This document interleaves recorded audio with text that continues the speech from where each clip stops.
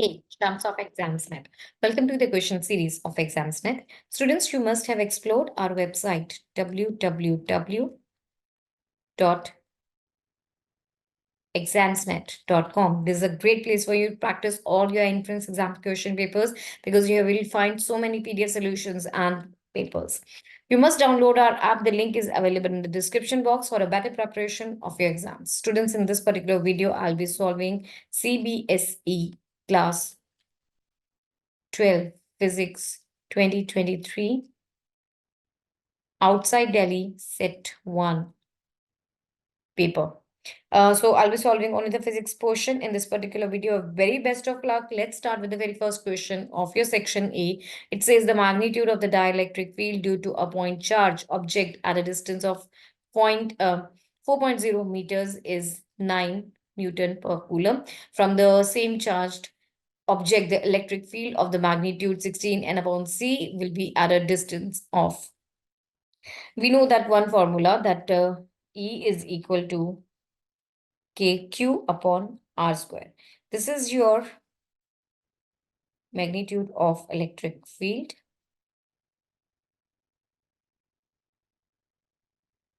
K is a constant and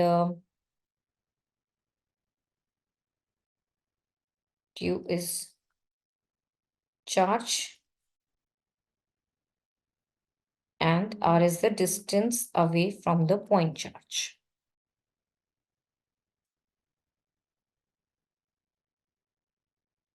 Now, in the question, you are given that E1 is equal to 9 Newton per coulomb. R1 is 4, K is equal to 9 into 10 power 9 Newton meter square per coulomb square. E2 is equal to 16 Newton per coulomb, and the Q is same for both the objects. You have to find out R2. E1 is equal to K into Q upon R1 square. This is equal to 9 into 10 power, okay, no, it was 9. 9 is equal to 9 into 10 power 9 into Q upon 4 square. So from here you have Q is equal to, this will cancel, the 4 square is 16 upon 10 raised to power 9, which is equal to 16 into 10 raised to power minus 9. Similarly, E2 was equal to KQ upon R2 square. So this is equal to 16 is equal to K is 9 into 10 power 9, Q let it be. R2 I have to find out.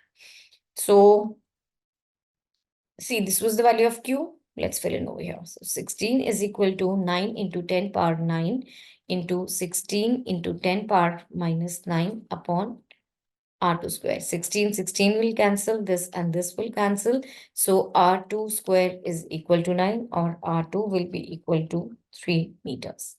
So this is the right answer to the question. Option A is the correct. Option C is the right answer. Hope you're clear with this. Now let's move to the second part, second question. A point P lies at a distance x from the midpoint of the electric dipole on its axis. The electric potential at the point P is proportional to which of the following? Okay, see, the electric potential of a dipole is given by V is electric potential of the potential of a dipole is given by V is equal to P cos theta 4 pi E naught R square, where R is the position vector.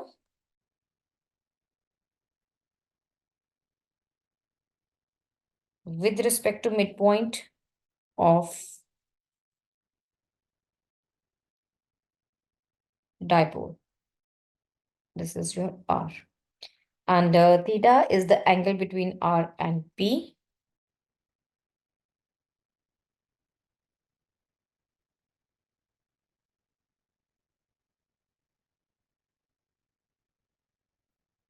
Which is your dipole moment. Therefore, the electric potential at the point which lies at a distance x from the midpoint of the dipole will be perpendicular to 1 upon r square. Uh, Sorry, it will be proportional to r 1 upon r square. I'm repeating this thing. Electric potential at a point which lies at a distance x from the midpoint of the dipole will be proportional to 1 upon r square. So, hmm, that makes, okay, here r is replaced by x. So this will be option A as the right answer. Hope you understood this. Next is question number 3. Current of 0.8 ampere flows in a conductor of 40 ohm in 1 minute. The heat produced in the conductor will be which of these? I'll be using the Ohm's law. We know that from the Ohm's law, V is equal to IR. Here, current is equal to 0.8 ampere. Resistance is equal to 40 ohm. Time is equal to 1 minute. That is equal to 60 seconds. So you have V is equal to IR. The V will be equal to 0.8 into 40, which is equal to 32 volt. Or the power is equal to V into I. So this is 32. This is equal to, this multiplied by 0.8. This will give you 25.6 watt. Heat will be equal to P cross T. Power, it is just, we solved 25.6 and the time is 60 seconds. So this is equal to 1536 joules. That is your heat. So that makes option B to be the correct answer. Hope you are clear with this. Next is question number 4. A cell of EMF E is connected across an external resistance R. When the current T is drawn from the cell, the potential difference across the electrodes of the cell drops to V. The internal resistance R of the cell is, okay. See, the electromotive force E, or you can say the EMF, this is the energy provided by the energy provided by a cell or battery per coulomb of charge passing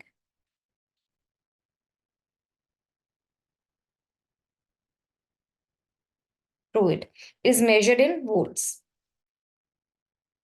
It is equal to the potential difference across the terminals of the cell when no current is flowing through it. That is, E is equal to I into capital R plus small r.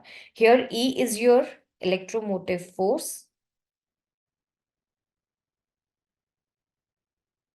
and of course, I is your current. R is your resistance of the load. It's right here. Of load of the circuit in ohms, and the small r internal resistance of the cell.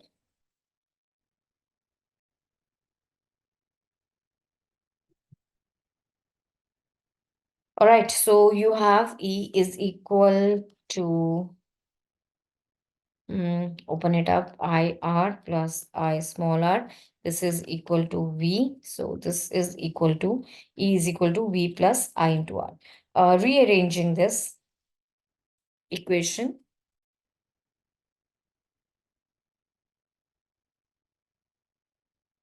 we get R is equal to E minus V upon I.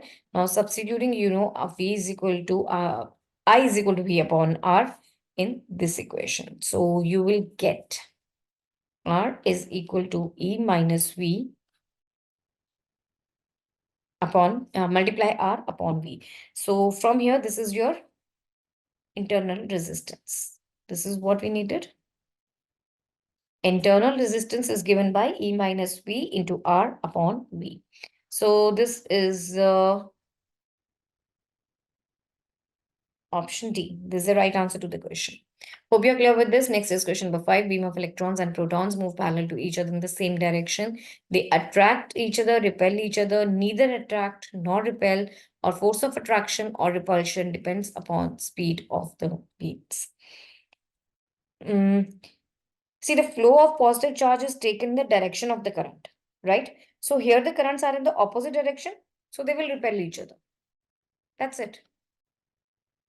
B option is the right answer. Okay. Next is question number 6. A long wire of radius A carries a current I. The current is uniformly distributed across its area of cross section. Ratio of magnitude of the magnetic field B1 at A by 2 and B2 at distance 2A is. So you have two impedance loops. First is of radius A by 2 and the second is of radius 2A. Applying Ampere's crucial law of these loops, we get applying Ampere's circuital law. What we get is integration B dl is equal to mu naught I enclosed. For the for smaller loop, you have B1 multiply 2 pi multiply A by 2 is equal to mu naught into pi A square into I multiply A by 2 whole square. So you have mu naught, this pi will cancel, this A and this will cancel. And doing the rest of the cancellations that are possible, you have mu naught I into 1 by 4 is equal to, this will also cancel. Yes, okay. Okay. Yeah, this will be mu naught I upon 4.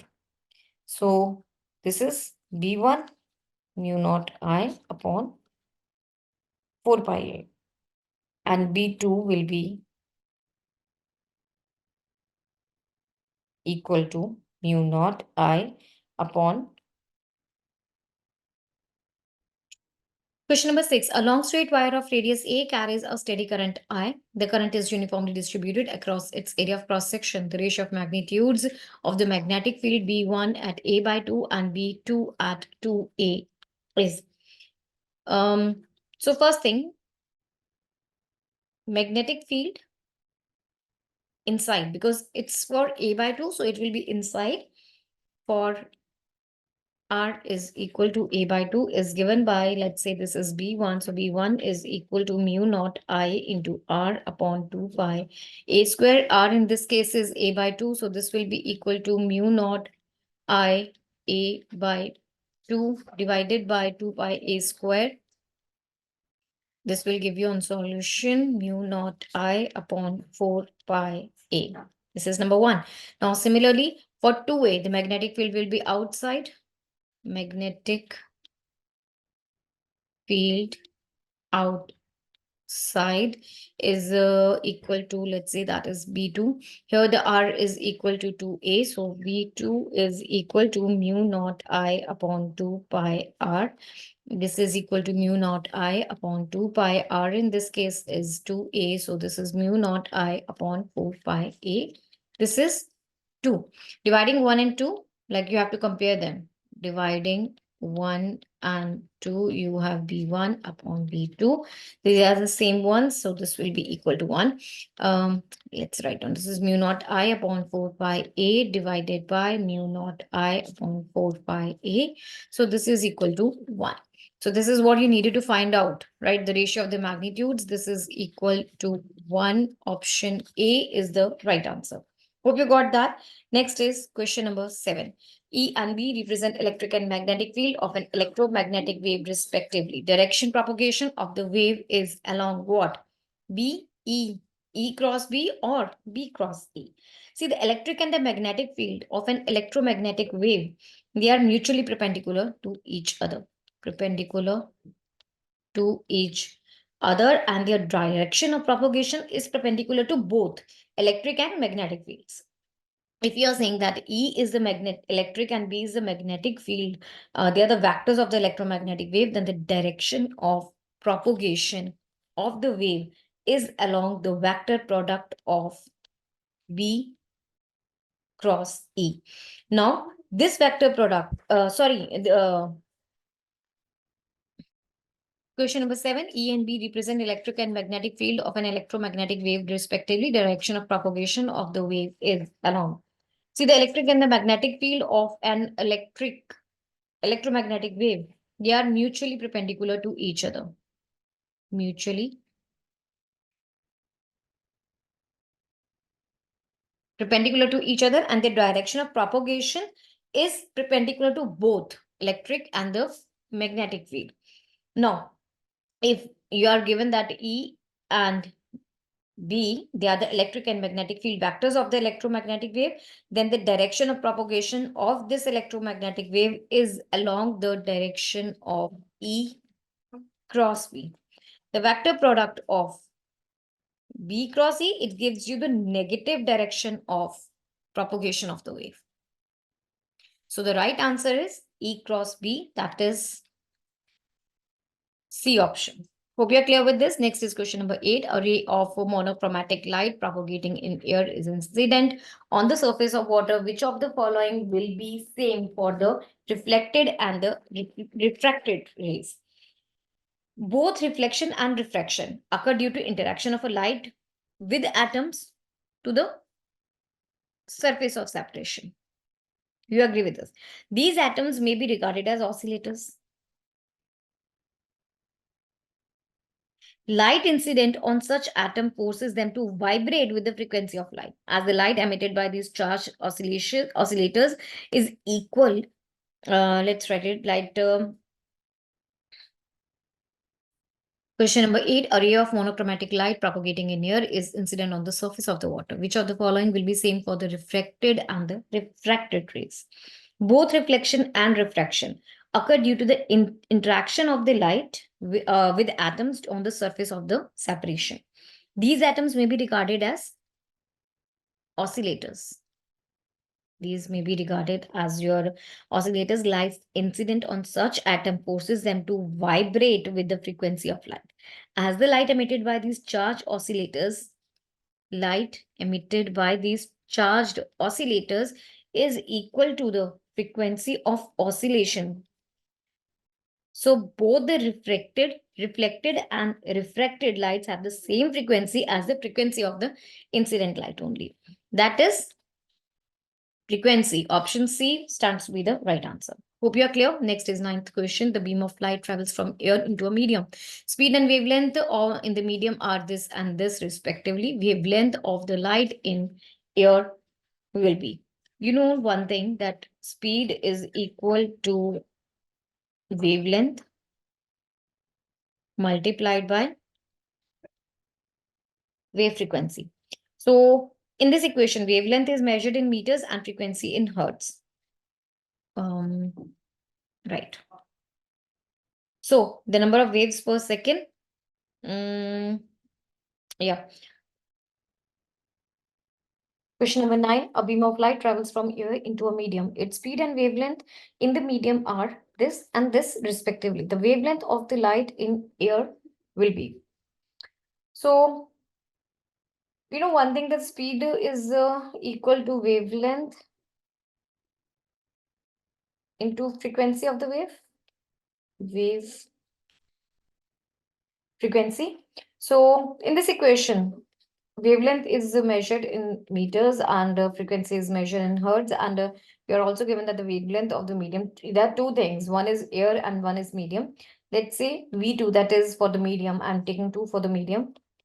That is speed of wave in the given medium. This is 1.5 into 10 power 8 meters per second. Also, you are given that the wavelength, that's lambda 2, is equal to 230 nanometers, or this is 230 nano. Let's convert that into meters. So this is equal to 230 into 10 raised to power minus 1, minus 9 meters. And you are having V1, that is in air. I'm talking 1 for the air. You know the speed V1. This is the speed of the light, that is 3 into 10 power 8 meters per second. Now you have to find out lambda 1. According to the equation, you know one thing, that V1 upon lambda 1 is equal to V2 upon lambda 2. V1 is 3 into 10 power 8. Lambda 1, I don't know. V2 is given in the question 1.5 into 10 power 8, and lambda 2 is equal to 230 into 10 power minus 9. So This is lambda 1. This will cancel at 0.5. And this 10 power 8. 10 power 8 will also cancel. You have 230 into 10 power minus 9 multiply by this is equal to lambda 1. So this will be 460 into 10 power minus 8. Yes, no, sorry, this will cancel, right? So this will be 460 into 10 power minus 9. This is equal to lambda 1, or this is equal to 460 nanometers. So 460 nanometers, you have a C option as the correct answer. Hope you got that. Next is question number 10. Which of the following metals does not exhibit emission of electrons from its surface when radiated by visible light? It's rubidium, sodium, cadmium, or cesium. The right answer to the question is option C, cadmium. Alkali metals constitute elements of group 1. Alkali metals constitute elements from first group. The elements that belong to this group are lithium, sodium, potassium, rubidium, cesium, and francium. Alkali metals are very reactive in nature, so show photoelectric emission by visible light, and cadmium is not in the list of the alkali metals. That makes this as the right answer to the question. Hope you are clear. Next is 11th question. Hydrogen atom makes a transition from n is equal to 5 to n is equal to 1 orbit. The wavelength of the photon emitted is lambda. The wavelength of the photon emitted when it takes a transition from n is equal to 5 to n is equal to 2 orbit is. So you have first thing that here this is from n is equal to 5 to n is equal to 1. So that is n initial is equal to 5 and final is equal to 1. From here, and also hydrogen atom. So this atomic number of hydrogen is equal to 1. Wavelength, let's say lambda. This is your wavelength of the wave, and R is Rydberg constant, which is equal to 1.097 into 10 power 7 per meter. And Z is the atomic number of the this atom, right? And this is your lower energy level. This is your higher energy level. So let's calculate the wavelength. 1 upon lambda is equal to R into Z square upon N I minus square, or N. This is finals. This is n final square, initial square.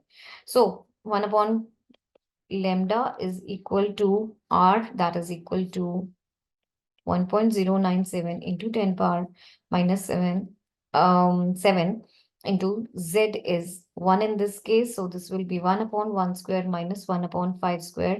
So this is equal to 1.09 into 10 power 7, and this will be 24 upon 25. Let's reciprocate it. So you will get the value of lambda as 25 upon 24 into 1 upon, I will not do the calculations because they will be used.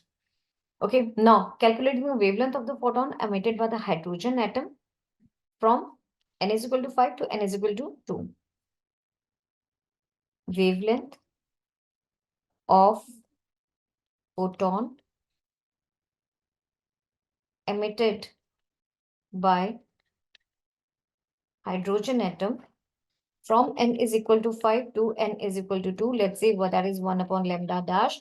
This is equal to R into Z square, 1 upon n. This was n final minus n square minus n initial square. So this is equal to 1 upon lambda dash is equal to R is 1.09 into 10 power 7. So here you have 1 upon 2 square minus 1 upon 5 square. This will be equal to 1.09 into 10 power this. 1 upon 4 minus 1 upon 5. This is equal to 1.09 into 10 power 7.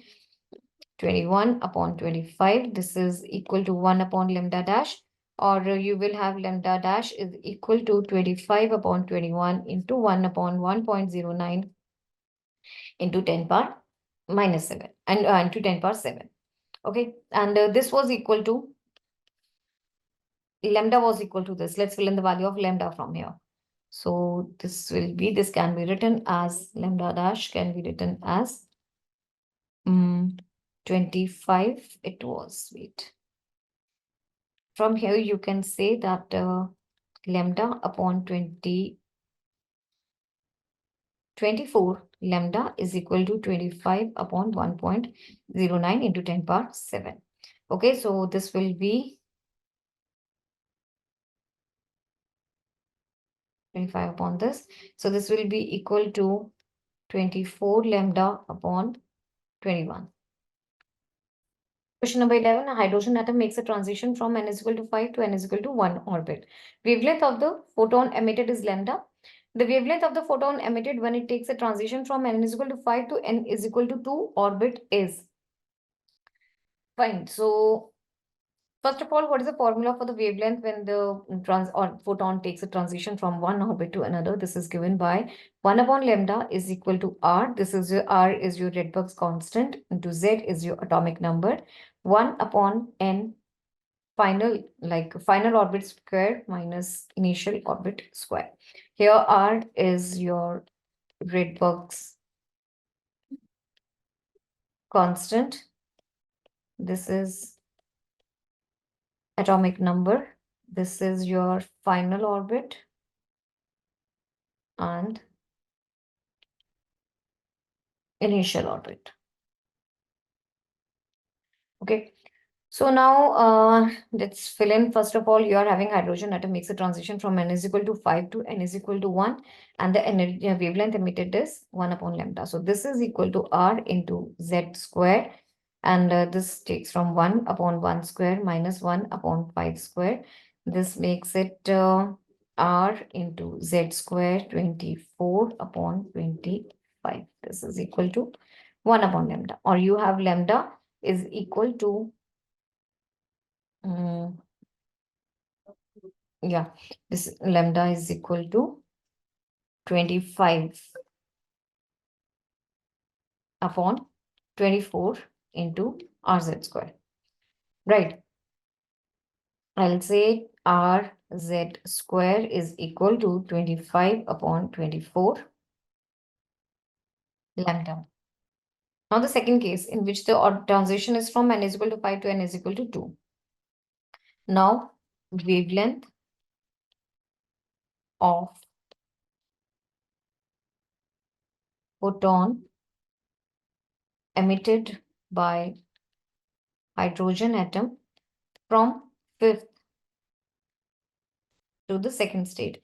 This is given by 1 upon lambda dash is equal to rz square, 1 upon 2 square minus 1 upon 5 square. This is equal to rz square, 1 upon 4 minus 1 upon 25. This is equal to rz square. This will be 100 LCM, and 25 minus 4. This is 1 upon lambda dash is equal to rz square into 21 upon 100. And what was rz square? Let's fill in 25 by 24 upon lambda. 25 upon 24 into lambda into 21 upon 100. So this cancels at 4, and this is equal to 1 upon lambda. So that makes lambda dash is equal to 4 into this cancels at 7 and 8. So 4 into 8 upon 7, that is equal to 32 upon 7 lambda. Let's write it properly. You have lambda dash is equal to 32 by 7 lambda. This is the right answer to the question. So 32 by 7 lambda, you have the option as the correct answer. Hope you are clear with this. Next is question number 12. The curve of binding energy per nucleon as a function of atomic mass number has a sharp peak for the helium nucleus. This implies that helium nucleus is radioactive, unstable, easily fissionable, or more stable nucleus than its neighbors. The right answer, it's a more stable nucleus than its neighbors. The elements high on the binding energy versus mass number plot are very tightly bound and hence are stable. And the elements those are lower in this plot are less tightly bound and unstable. Since the helium nucleus is it shows peak on this plot. Helium nucleus shows peak on this plot, so it is very stable. That makes D option as the right answer. Hope you clear. Next is 13th question.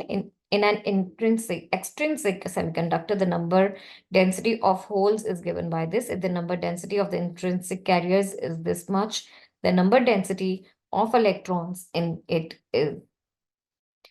See, the number density of electron is given by number density of electrons is given by this, where Ni is your density of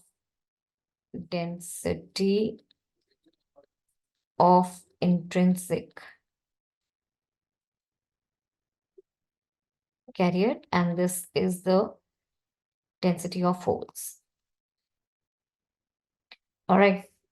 So you are given Ni is equal to 1.2 into 10 power 15 per cubic meters, and Nh is equal to 4 into 10 power 20 per cubic meters. Ne is equal to Ni square upon Nh square. Let's fill in the values. You have this 1.2 into 10 power 15 square. It was not square, okay. Upon 4 into 10 power. Here was also, I think I have written, not a square. So divided by 4 into 10 power 20. This gives the answer as 3.6 into 10 power 9 per cubic meters. This is the density, right? Required density. So that makes option C as the right answer. Hope you are clear with this. Next is the question number 14. Pieces of copper and of silicon are initially at room temperature. Both are heated to the temperature T. The conductivity both increases, decreases. Copper and increases, silicon decreases, or copper decreases and silicon increases. The right answer, copper decreases, silicon increases. As the temperature increases, the resistance of copper wire increases. Resistance for the copper wire increases, which results in the conductivity decrease. Okay, while resistance of silicon, it decreases, thus conductivity increases. Conductivity increases, that makes D option to be the right answer. Hope you are clear. Next is question number 15. Formation of depletion region in a PN junction diode is due to movement of dopant atoms, diffusion of both electrons and holes, drift of electrons only, or drift of holes only. See, the depletion region is caused by the diffusion of charges. Because of the concentration gradient, holes diffuse from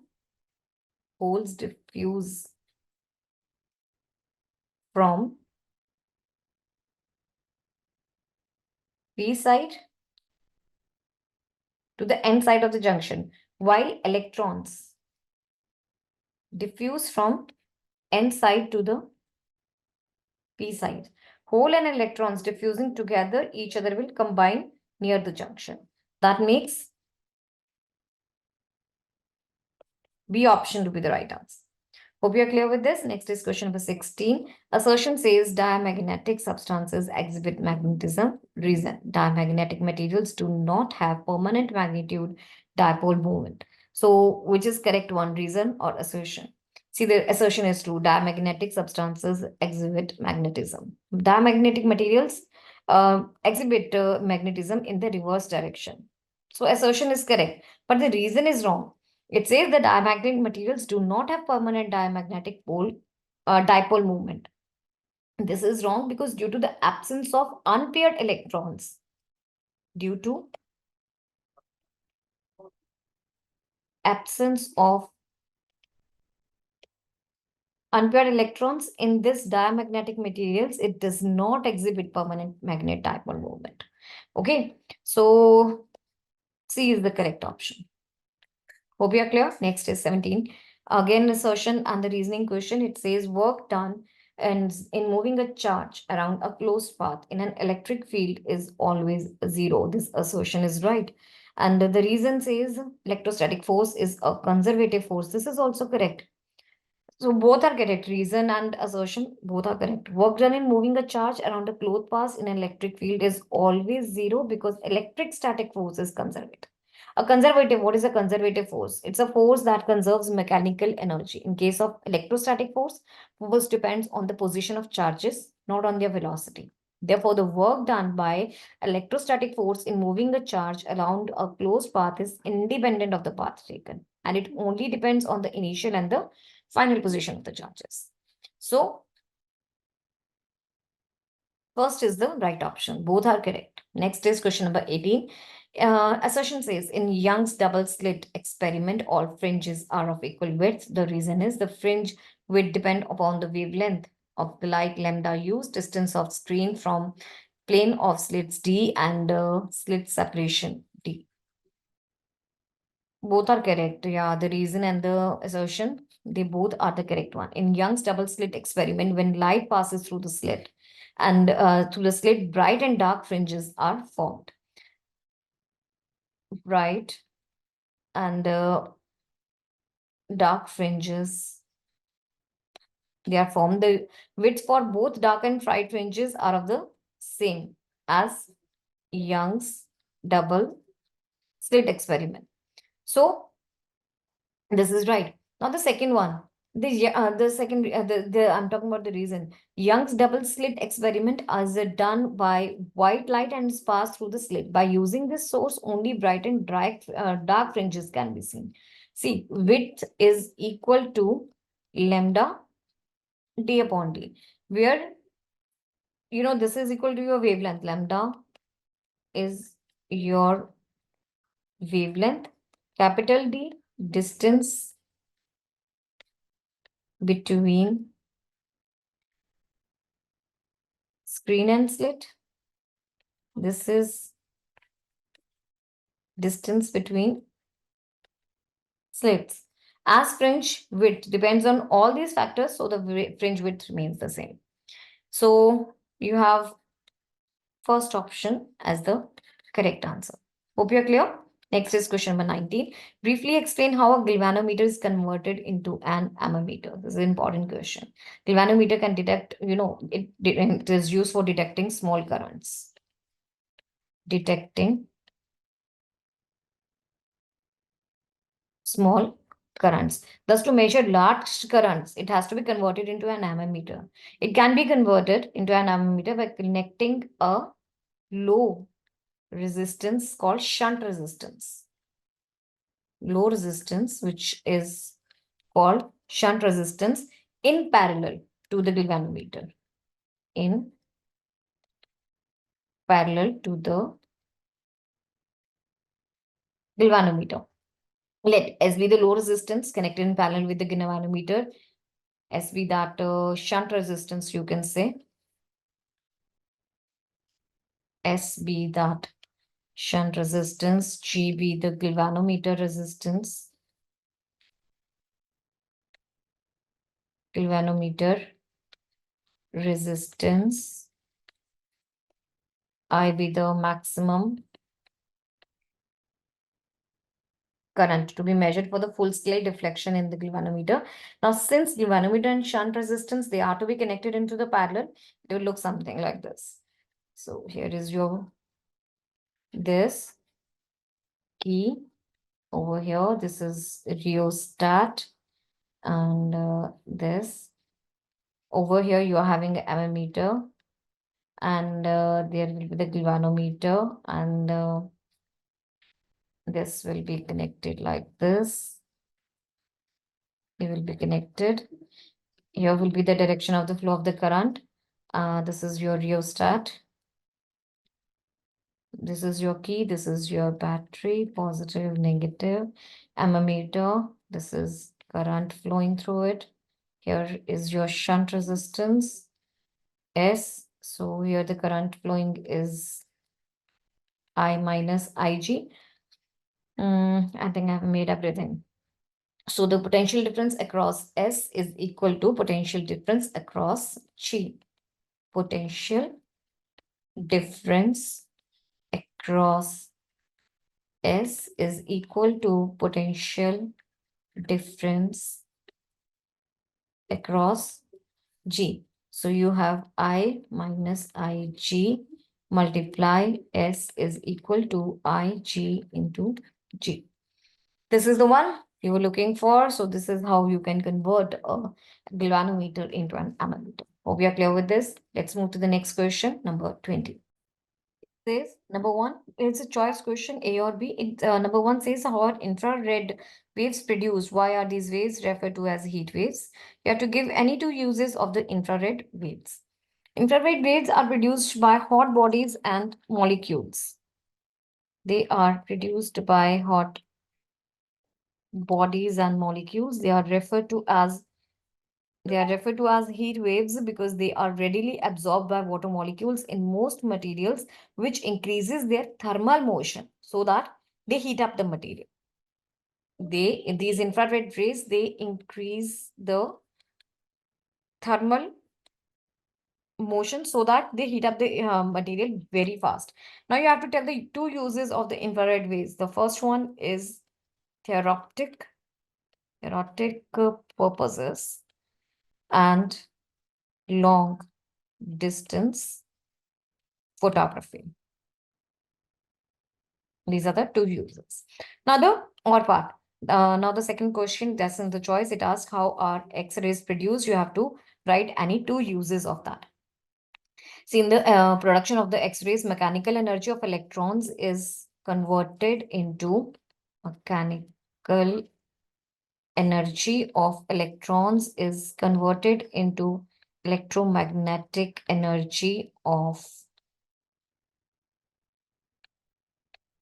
X-rays.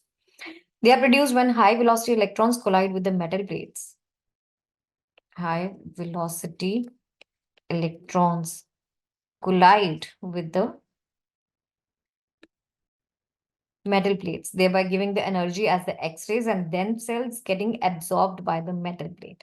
Now you have to tell the two uses of it. X-rays are used in medical diagnosis.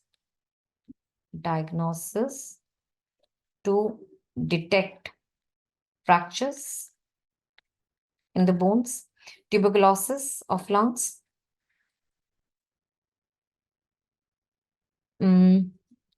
process of the lungs, presence of stone in the gallbladder, kidney. This is for the medical purposes. Stones in the kidneys, on the gallbladder, something like that. So this was for the medical purposes. Also, they are used in engineering to check the flaw in the bridges. This was number one. And number two, in engineering to check the flaw in the bridges. So these are the two uses of the X-rays. Hope you are clear with this. Next is the question number 21. In the given figure, the radius of curvature of the curved surface in a plano-convex and the plano-concave lens is 15 centimeter each.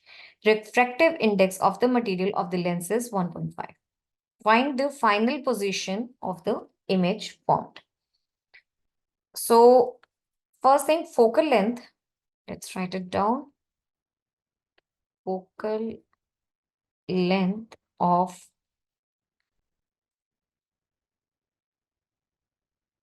plano-convex lens is given by 1 upon f is equal to 1.5 minus 1 into 1 upon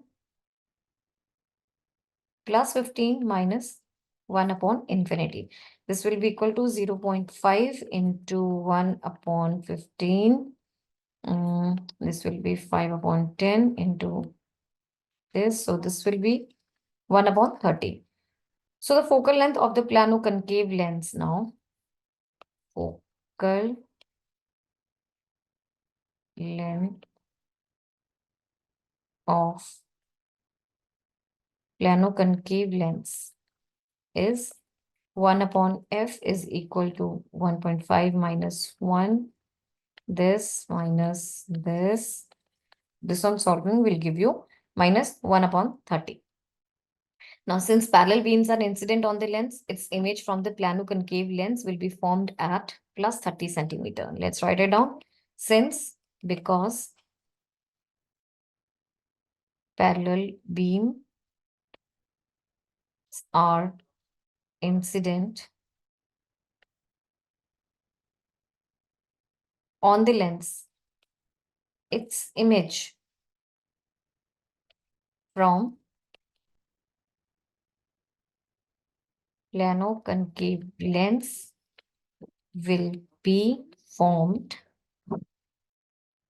at plus 30 centimeter from it. That is at the focus. And it will act as an object for the, and it will act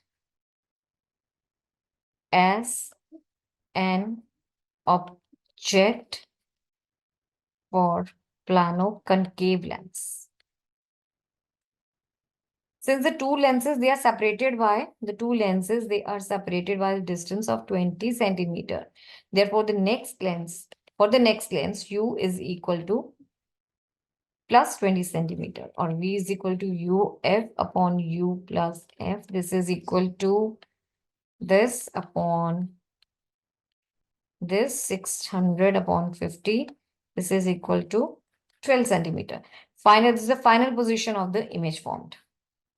V is equal to final position of image formed is 12 centimeters.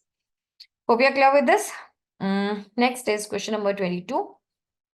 Now, to ask you what happens to the interference pattern when two coherent sources are infinitely close and far apart from each other. So you have two cases. First one is, one thing you should know that the fringe width is inversely proportional to distance. So distance between the two sources. So when the coherent forces, they are very close to each other, this is very close to each other, what will happen? Number one, when distance is very small, they are very close, so that means distance is very small. What will happen? Fringe width will be very high, right? So it may be fringe width is so large and a single fringe may occupy the whole field of the view and the pattern would not be detected. So what will happen? It will occupy whole field view and let's write down, and pattern would not be detected. Can not be detected. So this is the first case. Second one. Similarly, when they are very much far apart from each other, so that D is very large, what will happen? Fringe width will be the fringe width. It will be so very small, then again the pattern cannot be detected.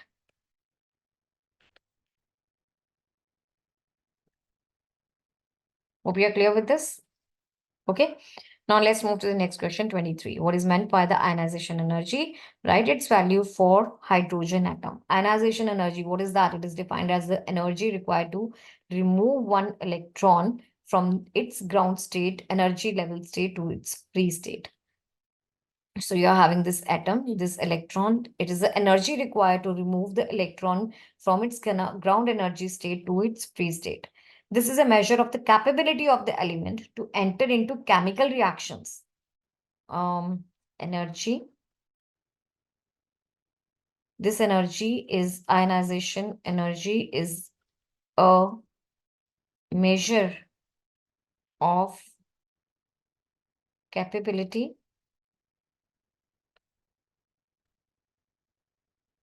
of an element to enter into the chemical reactions requiring ion formation or donation of the electrons. Requiring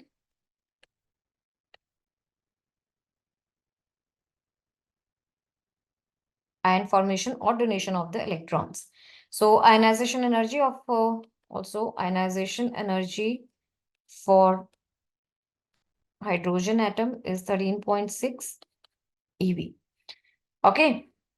Second one, you have to define the term mass defect and how is it related to the stability of the nucleus. Mass defect, this is the difference between actual atomic mass and predicted mass calculated by adding mass of protons and neutrons in the nucleus that are present in the nucleus. The actual atomic mass is less than, this is always less than the predicted atomic mass, calculated by adding the masses of the neutron, of the nucleons, which are protons and the neutrons only. So the magnitude of the mass defect is proportional to the nuclear binding energy.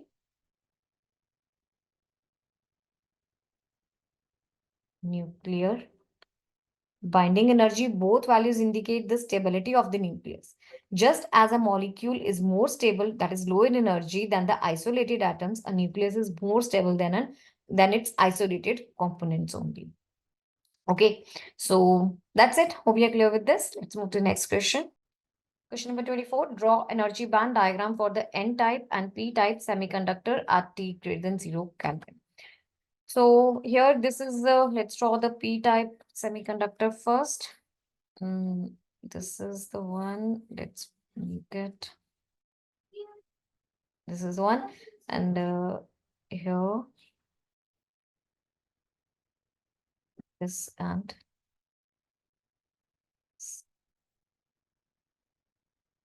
this is your CB. This is P-type semiconductor, and this is your acceptor energy level. Acceptor energy level. So this is PB. And similarly, let's make the N-type semiconductor.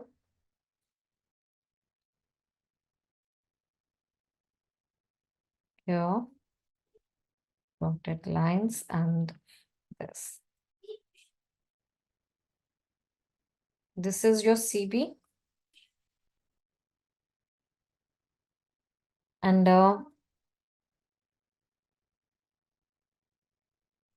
question number 24, draw energy band diagram for the N-type and P-type semiconductor at T greater than 0 Kelvin. So here is your P-type semiconductor. This is the one, P-type semiconductor.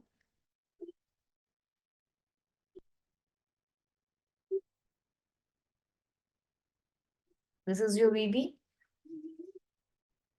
And here is your CB. Here are a few electrons. This is your conduction band.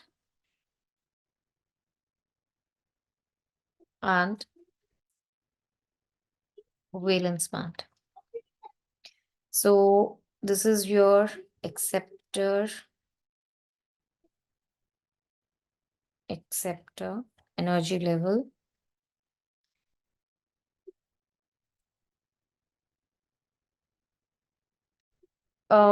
Right, here are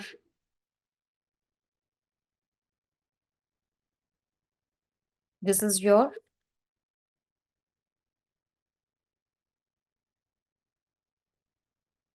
P-type semiconductor.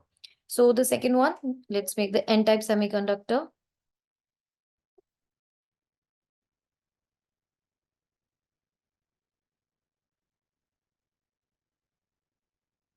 Here are a few. This is your this is your valence band over here, and here is your conductance band. One, two. And this is your donor.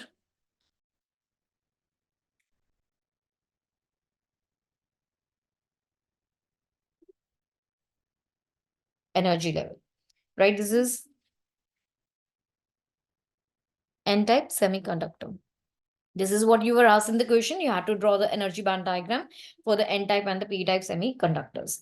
Hope you're clear with this. Let's move to the next question, number 25. Answer the following given the giving reasons. A PN junction diode is damaged by a strong current. Number two, impurities are added in intrinsic semiconductors. The first one, PN junction diode, is damaged by a strong current. Yes, that's true because heavy current causes semiconductor to heat up. Heavy current causes the semiconductor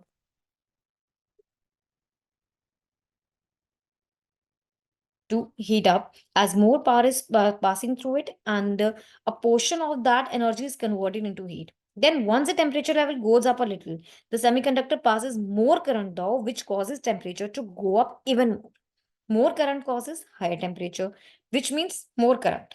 More temp, more okay, more current causes higher temperature. It's higher temperature, which means again more current. This cycle repeats itself in what it is called thermal runaway. Ultimately, the semiconductor, the PN junction, it's destroyed. Hope you're clear. So this is called thermal runaway.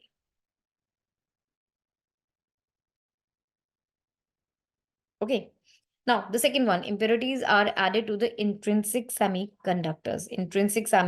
Impurities are added to the semiconductor to increase the electrical conductivity. You know that. Um, they increase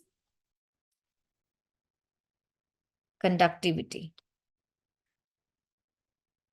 The process of adding impurity into the semiconductor to increase its ability to conduct electricity, it is called doping. An impure semiconductor is called intrinsic semiconductor. Impure semiconductor is called intrinsic semiconductor. Hope you are clear. Let's move to the next question, number 26. B part, or a parallel plate capacitor A of capacitance C is charged by a battery to voltage V. The battery is disconnected and the uncharged capacitor B of capacitance 2C is connected across A. You have to find the ratio of final charges on A and B. So first of all, you have a charge on A capacitor. Charge on A capacitor is equal to CV and charge on B capacitor is equal to 0. After connecting A and B, after connecting A and B, what will be the final potential? V dash, total charge upon total capacitance, right? So this is equal to Q upon 0 upon C plus 2C, according to the question, Q upon 3C. Now final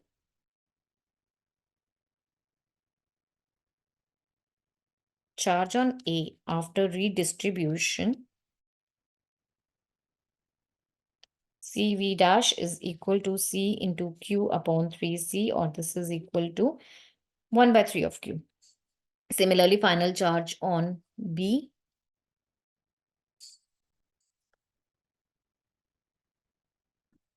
after redistribution is 2C. V dash is equal to 2C into Q upon 3C, or this is equal to 2 by 3 into Q. So the ratio of the charges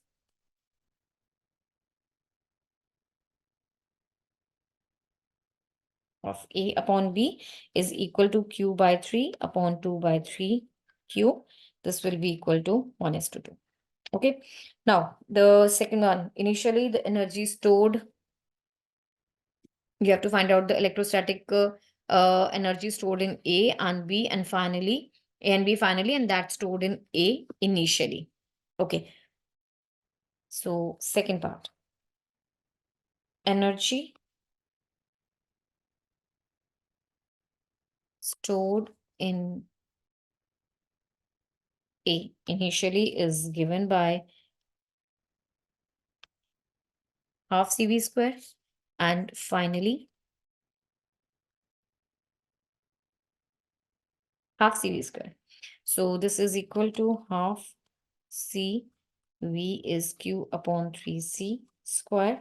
This is equal to half C V by 3 square, or this is equal to C V square upon 18. Now finally energy stored in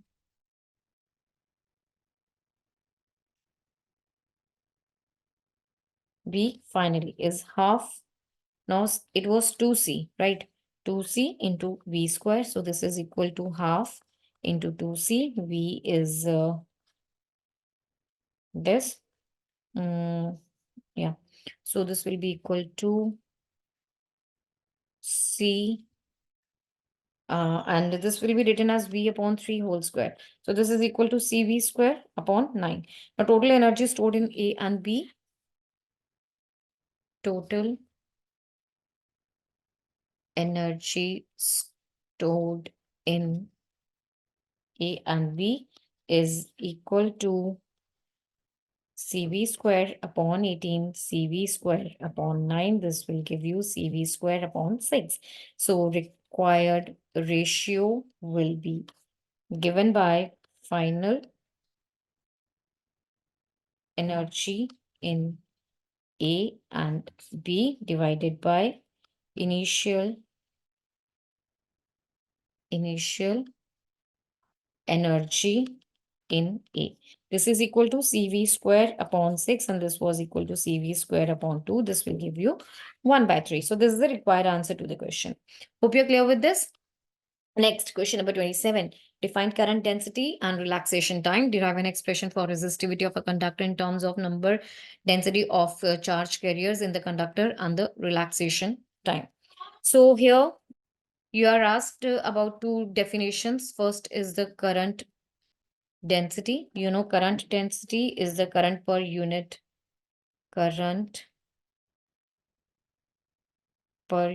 area of cross section of the conductor. So this is given by I upon A. Also, the second definition, you are asked the relaxation time. It is a time interval between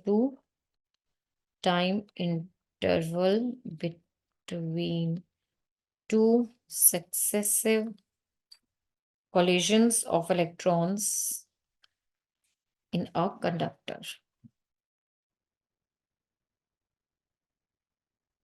Now you have to derive an expression for the resistivity of the conductor in terms of density of charge carriers in the conductor and the relaxation time. Let's go for that. Let's do that derivation.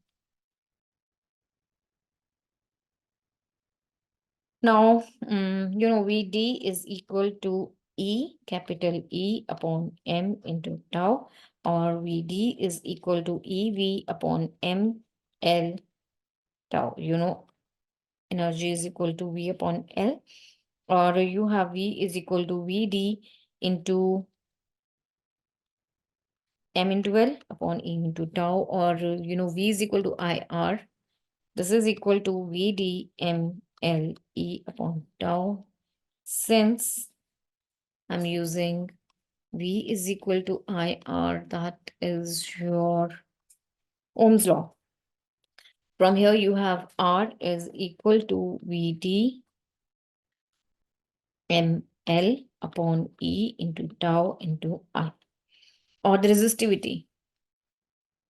This is what is R? This is resistivity into L upon A. This is the formula for the resistivity. So this is equal to VD ML E tau into I. Or you can say rho is equal to VD M A upon E tau N E A VD. Now, current is equal to NEE VD. I'm filling in the values only. So Let's do the cancellations which are possible. So here, actually this and this will cancel, okay?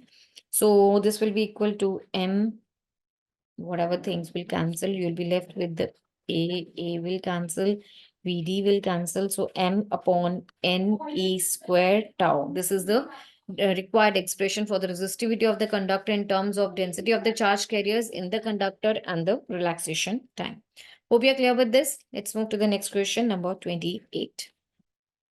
Question number 28, a series CR circuit with R 200 ohms, C as this, is connected across an AC source of peak voltage. E naught is equal to 100 volt, frequency this much. You have to calculate impedance of the circuit and phase angle and voltage across the resistor. So here according to the question, this is the circuit. You are having two capacitors over here. This is the first capacitor, 50 microfarad, and not the two capacitors, sorry, this is a resistance now, 200 ohms resistance, and they are connected. Okay, so here you have peak voltage 100 volts and the frequency as 50 hertz. So now these things are given to you. Resistance 200 ohm, capacitance as 50 upon pi microfarad, and these things.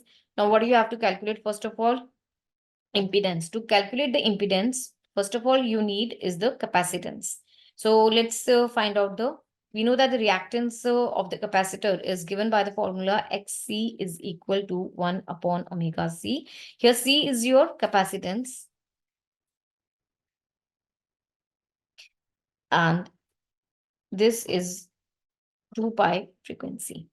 So XC becomes equal to 1 upon this. So this is equal to 1 pi. Frequency is 50 and the capacitance is given to you 50 upon pi microfarad. So 10 raised to power minus 6 also will be included. Here the pi and pi will cancel, and further you will have 10 power 6 upon 100 into 50. This will be 10 power 4 upon 50, or this on solution will give you 200. So impedance is given by root of r square plus xc square. So root of r was equal to 200 square and this was also equal to 200. So this gives you 200 root 2 ohm. This is your impedance. Now the second thing, you have to calculate the phase angle. Let's go and calculate the phase angle. Second part, phase angle, let's say that is phi. You know, tangent of phi is equal to xc upon r. This was equal to 1. So that means phi is equal to 45 degrees. Second also done. Now the third thing, what you have to calculate is voltage across the resistor. So voltage across resistor. This is the third thing. First of all, you have E naught 100 volt. So IRMS is equal to ERMS upon Z. This is equal to 100 upon, this was 200 root 2. So this is equal to 1 upon 2 root. VRMS is equal to R IRMS into R, or this is just we calculated IRMS. This is 1 upon 2 root 2 and R is equal to 200. So this gives me 100 upon root 2. Here I forgot this also. So this makes it 100 upon 2, or this is equal to 50 volt. Third part of the question, you have to calculate the voltage across the resistor. Now to calculate voltage across the resistor, first of all, let's find out IRMS, that is given as ERMS upon the impedance, that is Z. This is given by E naught divided by root 2 upon the impedance we just calculated, that is equal to 200 into 2. E naught is equal to 100 upon root 2 into 200 into root 2, which will be 1.2. 1/4 amperes. So what you have to voltage across the resistor, you have to calculate, that is VRMS is equal to IRMS multiplied by the resistance. This is equal to, we just calculated, that is equal to 1/4, and the resistance was equal to 200. So this is equal to 50 voltage. So this is 50 volts.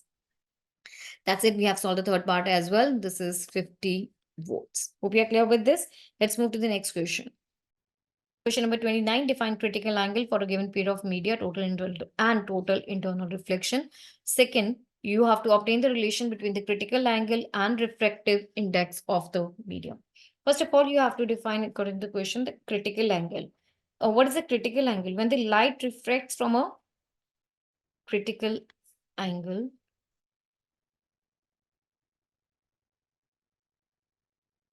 when light refracts from a denser to the rarer medium, the angle of incidence for which angle of incidence for which angle of refraction is 90 degree. This is called critical angle. Now, the second one, you have to define the total internal reflection. Critical angle can be seen something like this. This is your medium, normal, 90 degree. So this is your rarer medium, denser medium. This is the one.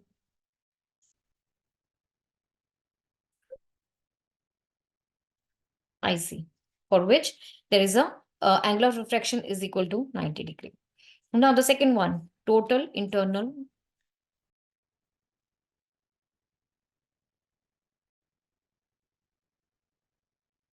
reflection. When the light enters from a denser to the rarer medium, when light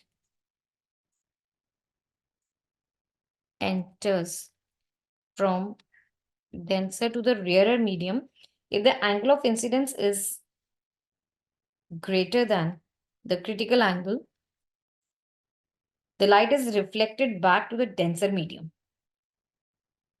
Light is reflected back to the denser medium. This phenomena is called total internal reflection. Look over here. This is your rarer and the denser medium. So here the light is incident. This is the normal. It doesn't seem like, wait. This is the normal and it goes like this. Okay. Actually, this, yeah. So when the angle of incidence is greater than the critical angle, this angle of incidence is greater than the critical angle, the light bounces back into the denser medium itself. This is called your total internal reflection. Now let's derive the relationship between the third part of the question, relationship between critical angle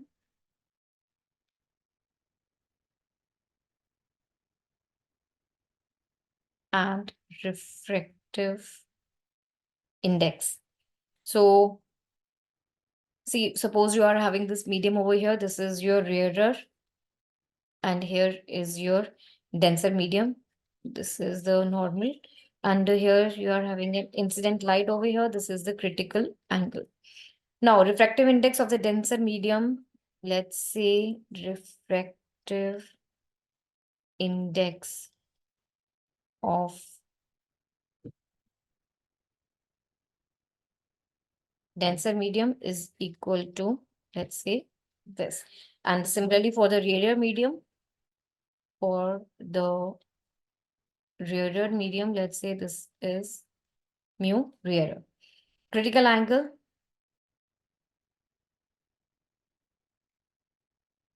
I see.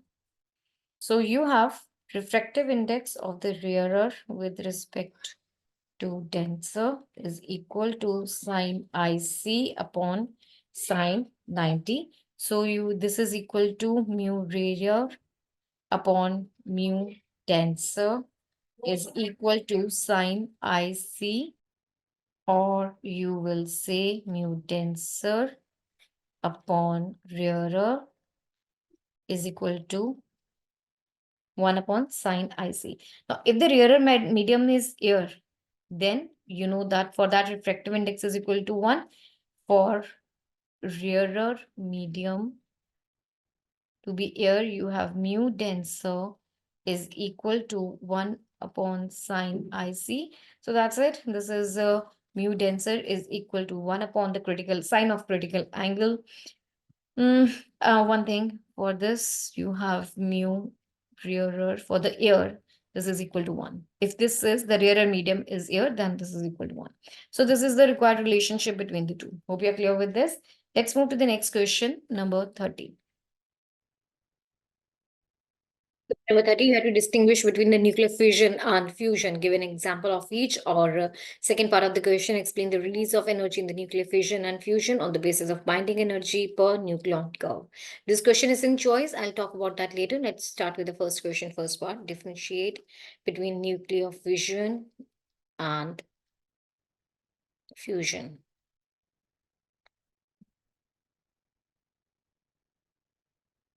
So the very first thing, in the nuclear fusion, heavy nucleus splits into comparatively light nucleus. This is the first point. Heavy nucleus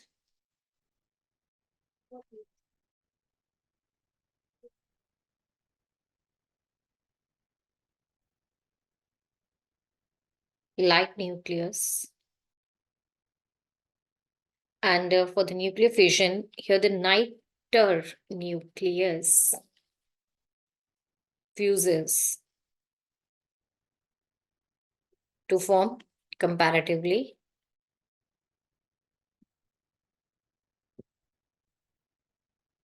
heavy nuclei. Okay, second thing, in the nuclear fission, the energy released is less than that of fusion. Less energy is released here. And the second one, more energy is released. They doesn't occur naturally. They occur naturally.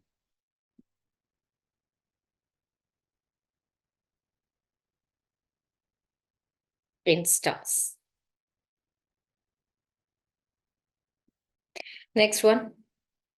They have comparatively less amount of energy required to start the process. Here, comparatively less energy is required to start the process. Here, a huge energy is required to start the process.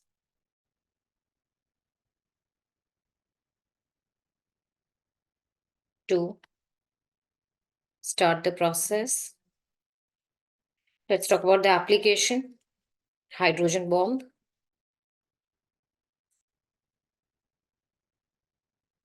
Hydrogen bomb. And the application in this case, your atomic bomb. So let's talk about the examples. The last one here, the examples: uranium, atomic mass 238, number 92, plus nitrogen. Sorry, this is one neutron. This gives you Pa 41, 41, 56. Also the krypton, this is 36, 92, 3.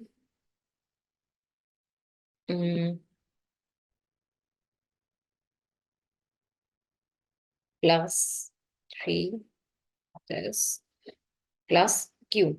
Here is plus. Okay. Now the second one example over here, in the second case in the nuclear fusion, this is H11 plus H11. It gives you H12 plus this plus V plus Q. So this is the difference between nuclear fusion and fusion. What else? Okay. Right. So now you have to talk about this is the first part. Now the second part, we have to explain the release of energy in the nuclear fusion and fusion on the basis of the binding energy per nucleon curve. In nuclear fission, the binding energy of the products is greater than the binding energy of the reactants. Let's write it over here only. In nuclear fusion, here, binding energy of products is more than binding energy of reactants. And in the nuclear fission, binding energy of fragments is greater than binding energy of the parent. This difference in the binding energy is released in the form of energy. So this is the required graph asking the question. This is the number of nucleons in the nucleus. The graph represents this and the average binding energy per nucleon in MeV. For the fusion process, the binding energy per nucleon and some of the mass is converted and released as energy. But in the fission processes, in fission processes, energy is also released with heavy nucleus force behind the fission. With the heavy nucleus, it is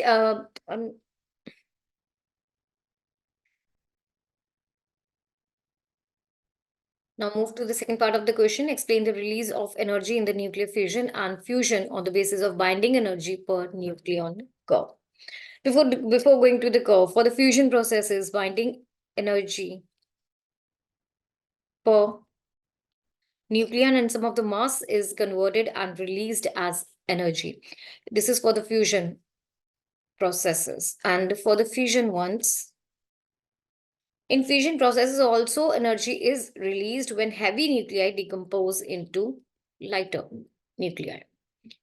Heavy nuclei decompose into the lighter nuclei. The driving force behind the fission and fusion is that an atomic nucleus wants to become more stable. So nuclei with the, let's see the graph over here. So this is the required graph.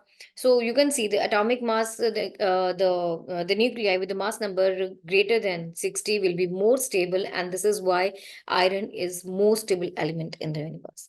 Fusion of elements lighter than iron may release energy to generate nuclei with greater binding energy per nucleon.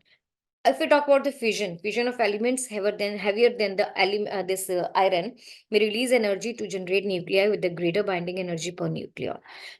Or overall, the nuclear fusion releases more energy than nuclear fission, especially when fusing small nuclei like hydrogen and helium into the bigger ones. Hope you are clear with this. Let's move to the next question. This is the second part. Now, the odd choice, the second part of the question, it says how the size of the nucleus is found experimentally. You have to write down the relation between radius and mass number of a nucleus. So, this is the experiment for determining the size of the nucleus. This is here the size of the nucleus is determined by the Rutherford experimentally by the Rutherford by his alpha particle scattering experiment.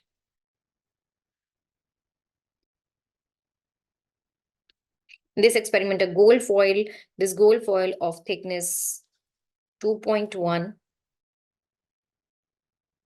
to 10 power minus 7 was bombarded by alpha particles, the beam of the alpha particles. Now, this beam of the alpha particles, which was generated by the source of this.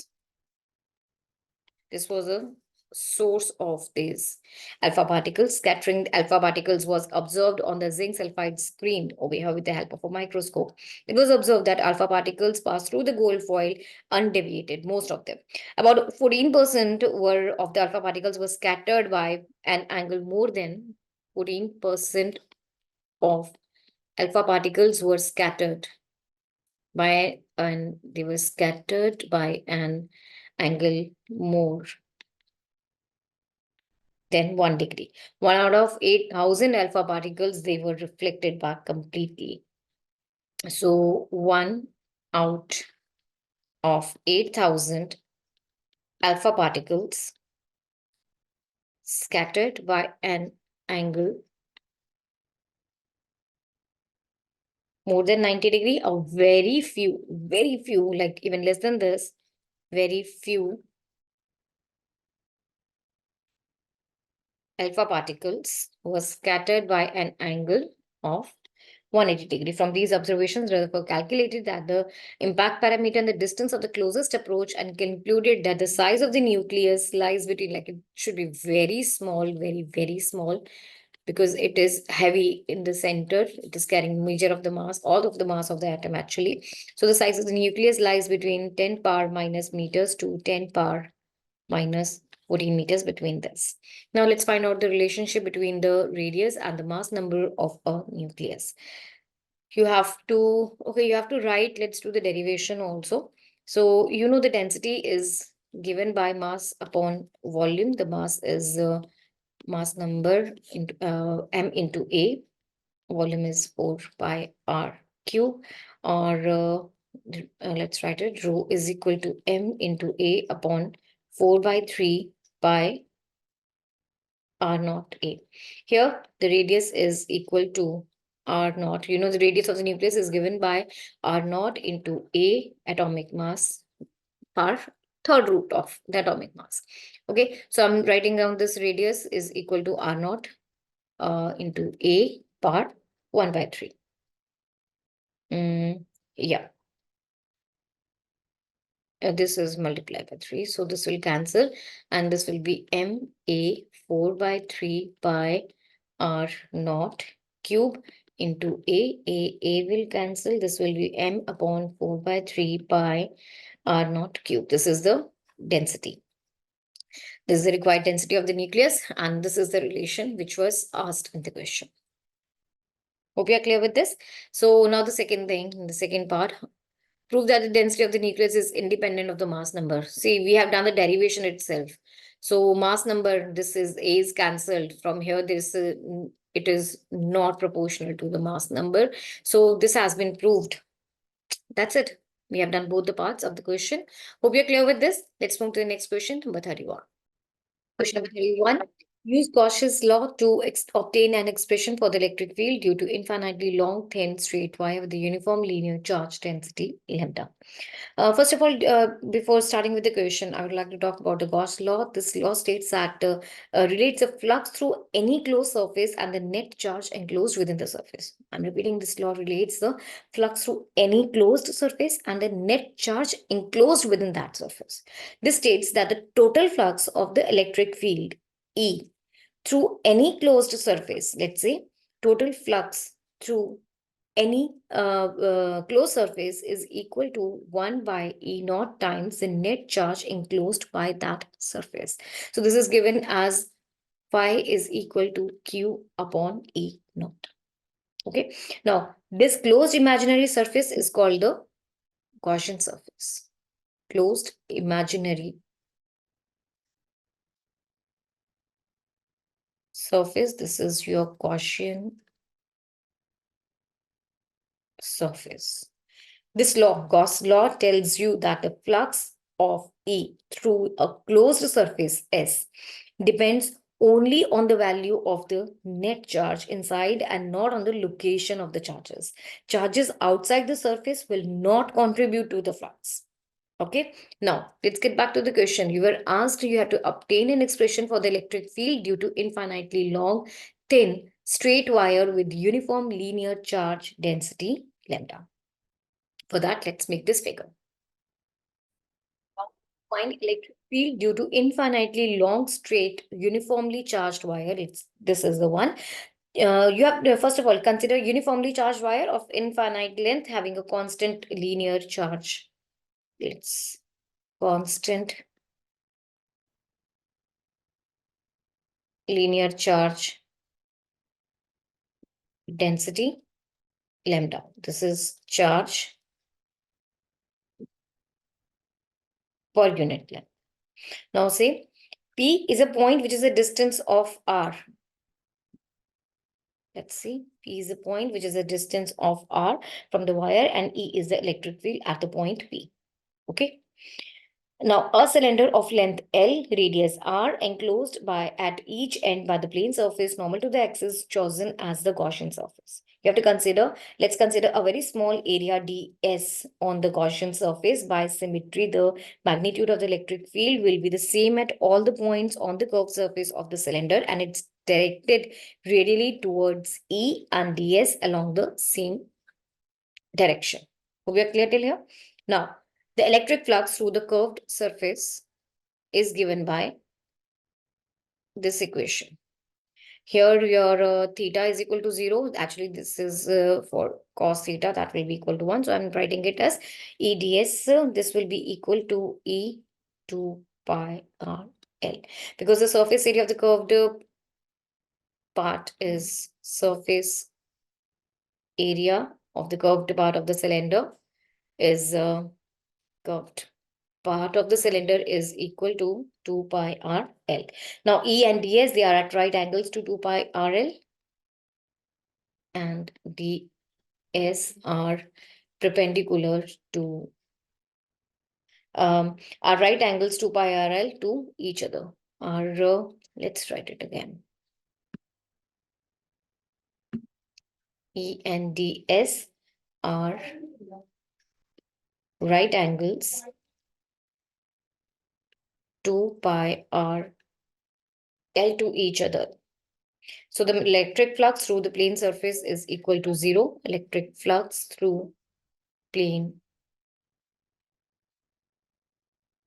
surface will be equal to 0 because cos 90 is equal to 0. Therefore, flux through the Gaussian surface is phi is equal to E into 2 pi r L. Net charge enclosed by this surface, net charge enclosed by this Gaussian surface, Q is equal to lambda into L by the Gauss law.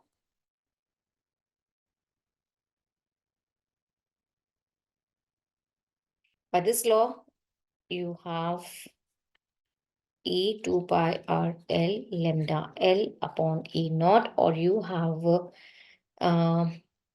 E is equal to lambda upon 2 pi E naught into R, because yeah, there's a change. Actually, there was equal to. I'll redo this step. See, from here, you had the equation as phi is equal to Q upon E naught. Q, let's write it this. You had two equations. Phi is equal to Q upon E naught. And we solved that Q is equal to, that was lambda into L. And also, phi is equal to E into 2 pi R L. So using these three equations now, what is there is phi is equal to lambda L upon E naught. Also phi is equal to E into 2 pi R L. Let's equate both of them. You will have 2 pi R L into E is equal to lambda L upon E naught, or you have E as lambda L. L will cancel lambda upon 2 pi R E naught. So this is the value of the electric field. The direction of the electric field E is radically outward if the line charge is positive and inward if the line charge is negative. Let's write it down. Direction of electric field E is radically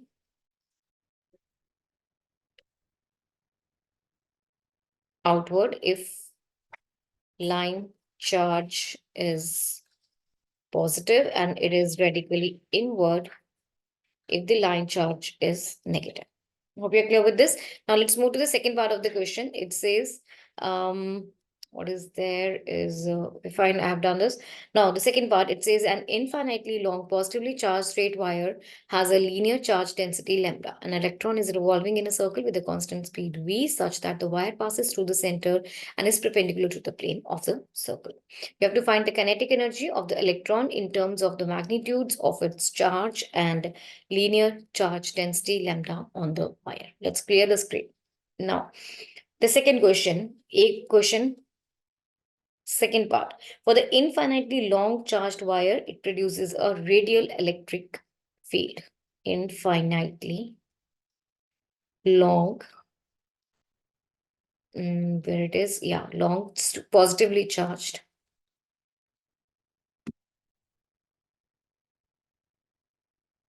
Positively charged wire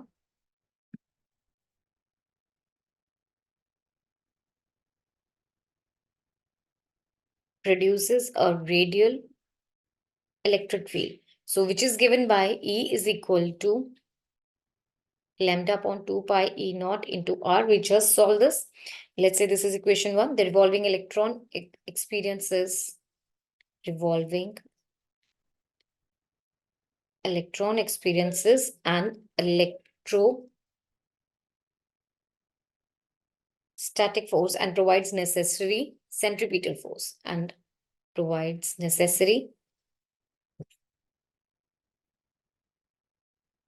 centripetal force. So you have E, small e, capital E is equal to mv square upon R. That's equation 2. Let's equate. You have E. I'm filling in the value of E from here in this equation. So you will have E into lambda upon 2 pi E naught into R is equal to mv square upon R, or you have R and R will cancel, and V square is equal to E lambda upon 2 pi E naught. Therefore, the kinetic energy of the electron, which is half mv square, will be given by E lambda upon 4 pi E naught. This is the answer to the second part of the question. This is kinetic energy is equal to E lambda upon 4 pi E naught. All right, now the third one. Draw a graph of the kinetic energy as a function of linear charge density lambda. Let's draw the graph, the required graph. So draw graph kinetic energy as a function of linear charge density lambda. See, if you are having a straight line passing through the, this is a line which is having positive charge. This is the wire having the positive charge. So this is the one.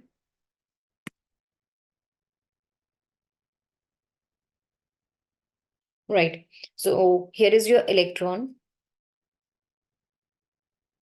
which is having somewhat like this direction. So let's plot the graph for the same. Here, this is a straight line which is passing through the origin, something like this. Here is your lambda and your kinetic energy on this axis. This is your required graph. Hope you're clear with this. Now, or the second part of the question. B. Consider two identical point charges located at the point 0, 0 and A 0.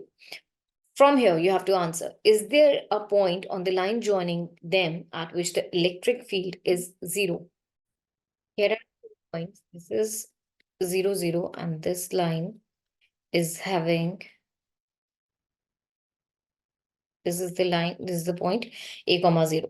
So here are the two electric fields. Let's see over here. This whole distance is A, and the midpoint, this will be A by 2. So that means if there is a charge Q and a charge Q, this will be A by 2 distance on both the sides. So that means if you're having these electric fields on either of the side, E1 and E2. So yes, electric field will be 0 at this point. This is A by 2 comma 0. At this point, the magnitude of both electric fields are same in magnitude but opposite in direction.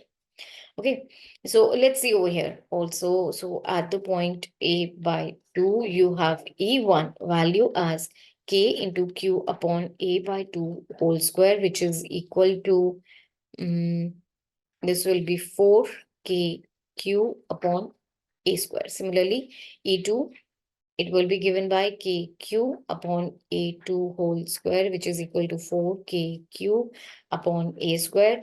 So net electric field at the point A comma 2 comma 0 is given by E1 minus E2.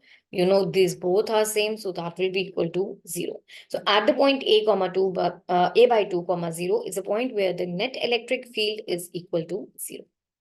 This is okay.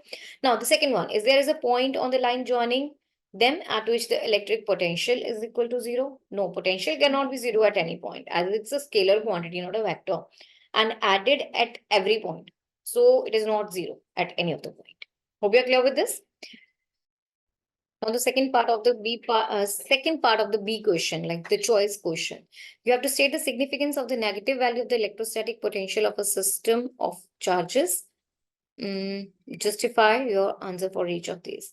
Okay, fine. And then three charges are, this is the first question of it. Three charges are placed, second one, at the corners of an equilateral triangle ABC of side 2 meters, as shown in the figure. This one, this is two equilateral triangle, side is 2 meters.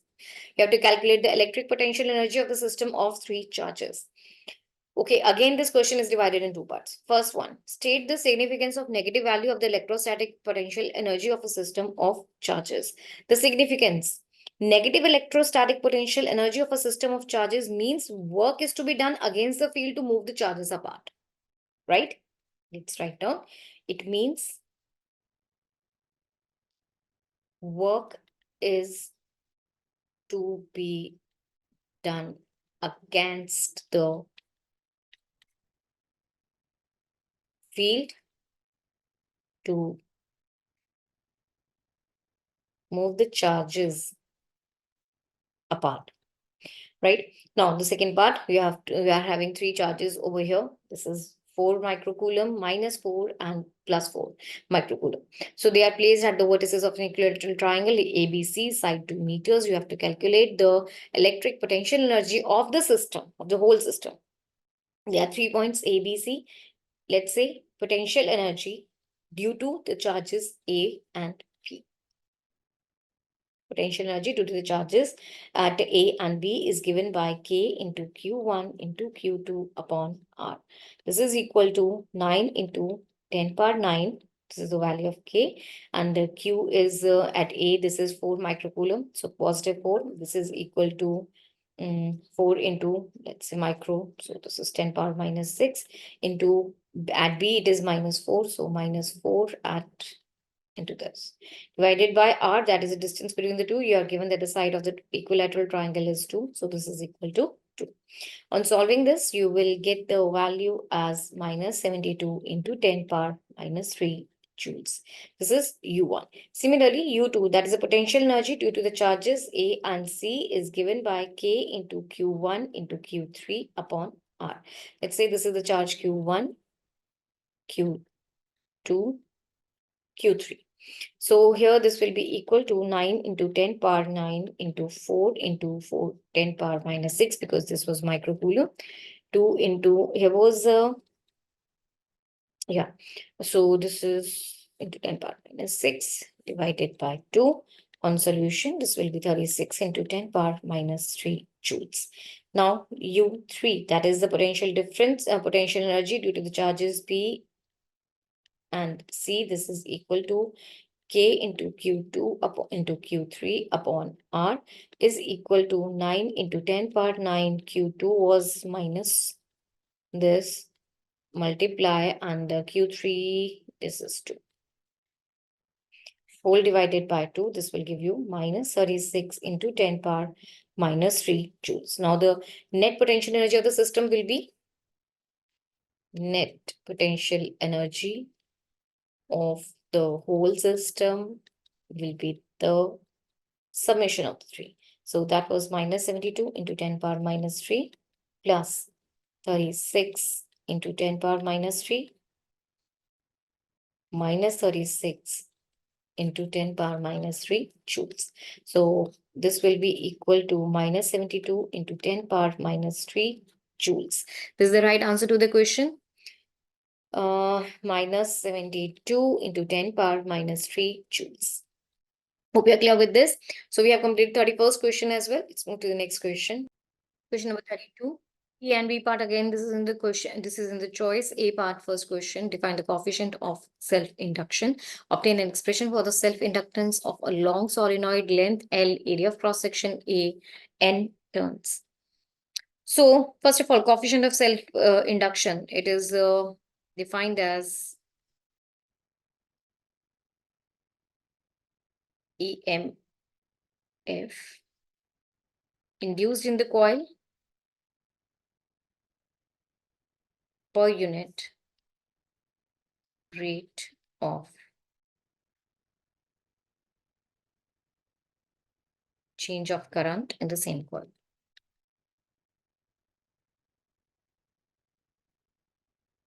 So let's move to obtaining an expression for the self-inductance in the long solenoid for the length of the solenoid as L number of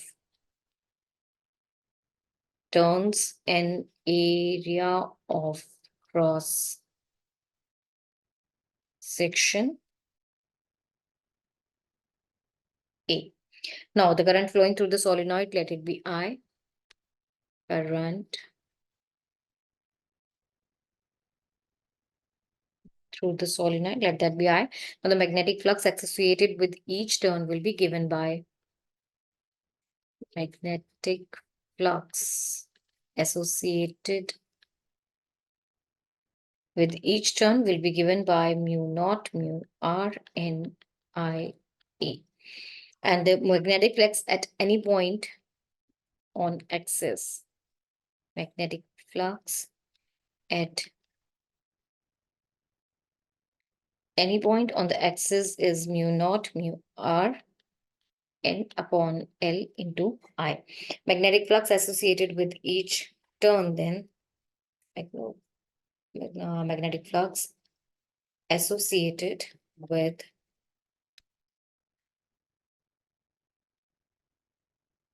each turn. This will be given by mu naught mu r n L I into A. Right? Yeah. Because here, yes, this was, yes. So this has been converted into L upon I. Okay. So now the total magnetic flux associated with the solenoid will be given by total magnetic flux with the whole solenoid is given by phi is equal to mu naught mu r n upon L I A into L. So this can be rewritten mu naught mu r n square L I into A. So self-inductance is given by, this was a magnetic flux. We have to find out expression for the self-inductance of the solenoid. This is given by L is equal to phi upon I, or this will be mu naught mu r n square L into I into A divided by I. This will be given by mu naught mu r n square into A upon L Henry H. Okay. So this is the expression for the self-inductance of the solenoid with this length, this area of cross-section, and n turns. Hope you're clear with this. Let's move to the second part of the question. This one, you have to calculate the self-inductance of the coil using the data, following data for an AC source of frequency this much and DC source is applied across the coil. Or you have to calculate the self-inductance of the coil having the following data of obtained when an AC source of frequency this much hertz and a DC source is applied across the coil. This is the AC source and DC source values. For the AC source, which is given in the question, I'm taking the first value, the volts and the ampere, and here the current will be, okay, let's write down for the first AC source given. V voltage is 3 volts and the current is equal to 0.5 amperes. Let's calculate the inductive reactance by the formula XL is equal to V upon I. This is 3 upon 0.5, which is equal to 6. Yeah, so this is equal to 6 ohms. XL is equal to 6 ohms, and the frequency is given to you as this 200 upon pi Hertz, you know, XL is equal to omega L, or this is equal to 2 pi f. Let's write it here. XL is equal to omega L. This is equal to 2 pi f into L. We just calculated this is equal to 6. Frequency is given to you 200 upon pi. Inductance we have to calculate. So this and this will cancel this, and this will cancel at 3. Yeah. So inductance is equal to 3 upon 200 Henry, or this is equal to 15 millihenry. So the value of the self-inductance of the coil is 15 millihenry. That's it. This is the answer to the second part of the question. Right. Now, the third part. Or, sorry, we are having a choice over here. Now, in the choice, with the help of a label diagram, describe the principle and working of an AC generator, hence obtain an expression for the instantaneous value of the EMF generated. Before going to the label diagram of it, it works on the principles of Faraday's. This has already been discussed actually in your daily paper. This is based on the principle of Faraday's law of electromagnetic induction. Whenever a coil is rotated in a uniform magnetic field about its axis perpendicular to the field, magnetic flux linked with the coil changes and an EMF is induced across the ends. I'm repeating, it's based on the principles of Faraday law of electromagnetic induction. It says whenever coil is rotated in a uniform magnetic field about an axis perpendicular to the field, magnetic flux linked with the coil changes. And this results in EMF to be induced in the coil. All right. So now to understand the working of it, see over here.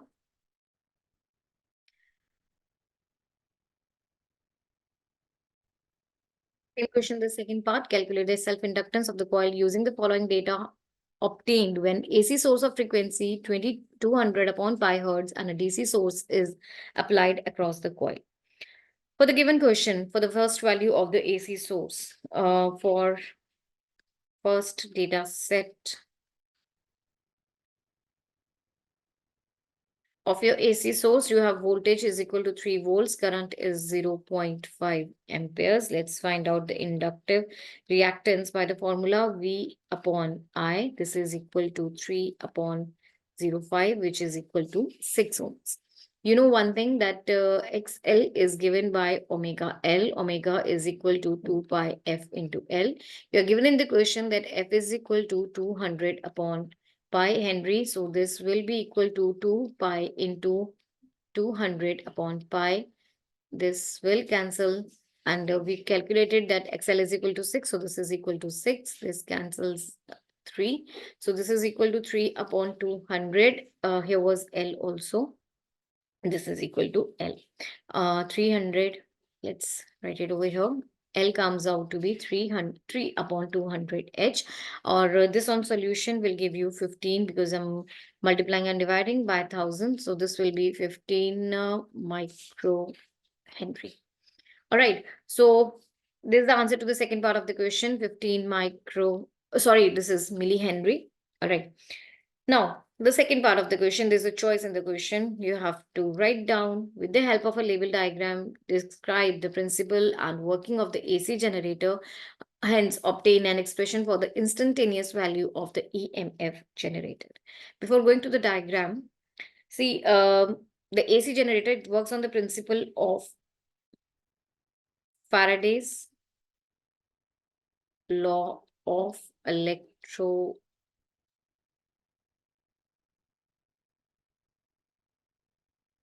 induction. This question has already been discussed in your Daddy Sec paper. Anyways, it works on the principle of the Faraday's electromagnetic induction. It says whenever a coil is rotated in a uniform magnetic field, let's see over here. So whenever a coil is rotated, sorry, in a uniform magnetic field, about an axis which is perpendicular to the field. This is the field, right? This will be the field when an axis, this coil is rotated in the uniform magnetic field in an axis which is perpendicular to the field. Magnetic flux linked with the coil will change and an EMF will be induced in the coil. Okay, now let's go with the working. See, whenever you're having a coil AB, when the coil starts rotating with arm AB moving up and CD moving down, cutting the magnetic field of the force, and then according to Fleming's right hand rule, EMF current is set up in these arms AB and CD, both these arms. So effective induced current flowing in the direction will be ABCD. Right. If there are large number of turns in the coil, the current generated in each turn adds up to the to give a large quantity of current through the coil. After half the rotation, the arm CD starts moving up. Obviously, it will move up, right? And AB will be moving down. As a result, direction of the induced currents get reversed in the coil, and in the direction of it will be now B, C, B, A. Thus, after every half rotation, the polarity of the current in the respective arm changes. Such a current which changes its direction after equal intervals of time, this is called alternating current. Important one. Okay, so I'm repeating, every there's the current which is changing after every equal intervals of time. It is called this alternating current or your AC current. To get the direct current, a split ring tied commutator must be used in place of the slip ring commutator. So in that case, an EMF will be induced into the coil. So let's consider a coil. Let's consider a coil of n turns and area A being rotated at a angular velocity. Now, what I'm going to do, this has been discussed. Now, what I'm going to do is obtain an expression for the instantaneous value of the EMF generated. So, EMF induced in the coil. For that, I'm saying you have to consider a coil of n turns, A area, being rotated at a constant angular velocity, omega, in a magnetic field of flux B, magnetic flux density. Magnetic field of flux density as B, its axis being perpendicular to the field. When the normal to the coil is at an angle of theta to the field, the flux will be given by, the flux through the coil is BAN cos theta, which will be cos omega t. You know, theta is equal to omega t. So here E will be equal to change in the magnetic flux with respect to time. So that means it will be minus over here, minus d b a n cos theta. Let's write down theta right now, dt. Or this is equal to change in this. This will be BAN. They are constant. Cos theta. This will be sine theta, and minus minus will be cancelled because the d of cos theta is equal to minus sine theta. Minus minus will cancel, and this will be equal to BAN sine. Okay, one thing. I'm taking omega. See what? Sorry. There's a change, and here should have been taken omega t because here is in the denominator t only. So this will be omega t and multiplied by omega also. So here will be omega sine omega t. I'm wrapping it again. BAN into omega sine omega t. Now the maximum value of EMF E naught is when this theta is equal to 90 degree. That is, coil is in the plane of the field as shown in that figure. And it is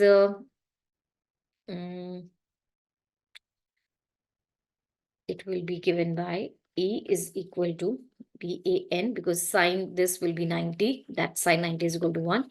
So this will be the value of electric field, the maximum value of the induced EMF. Maximum value of the induced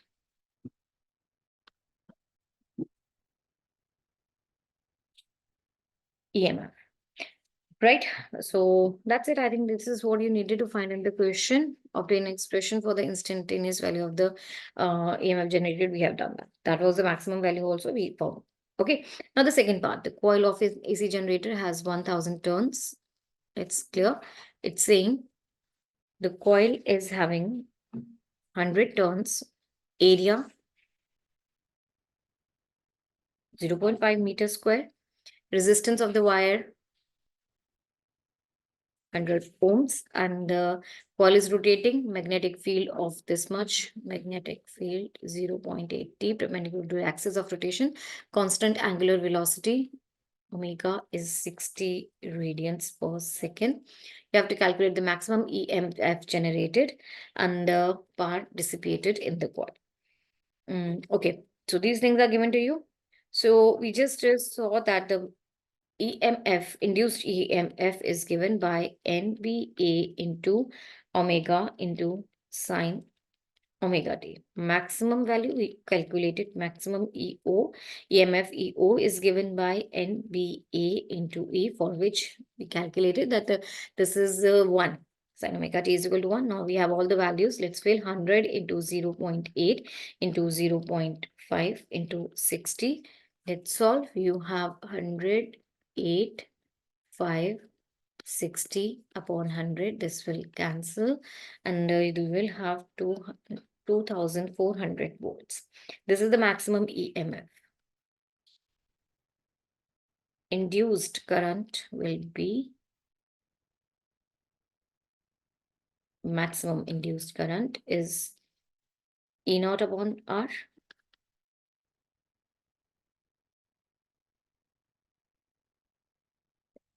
It was 100 given, so this is equal to 24 amperes. You have to calculate the power as well. Power is given by E naught into I naught. So this is 2400 into 24, which is equal to 5.760 into 10 power 4 watt.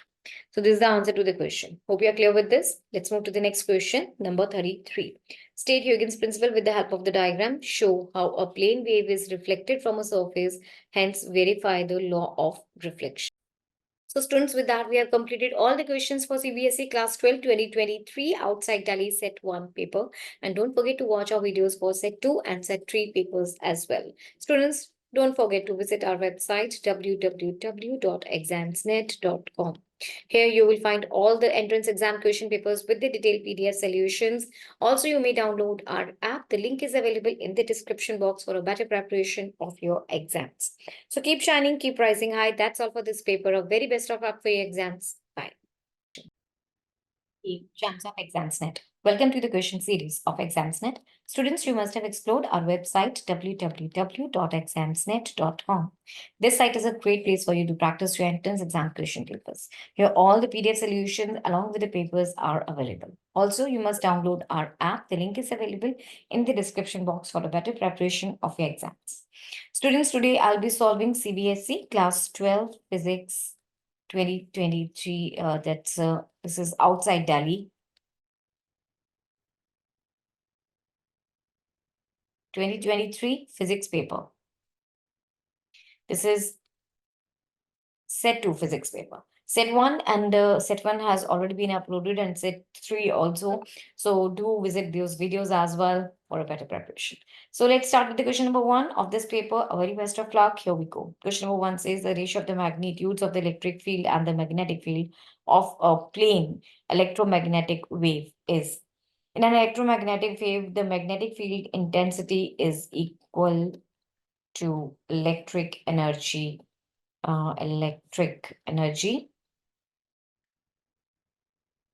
density. Electromagnetic waves do not require any medium to propagate, which makes it different from other waves. The magnitude of the velocity of propagation on EM, that is electromagnetic wave, is equal to the speed of light. So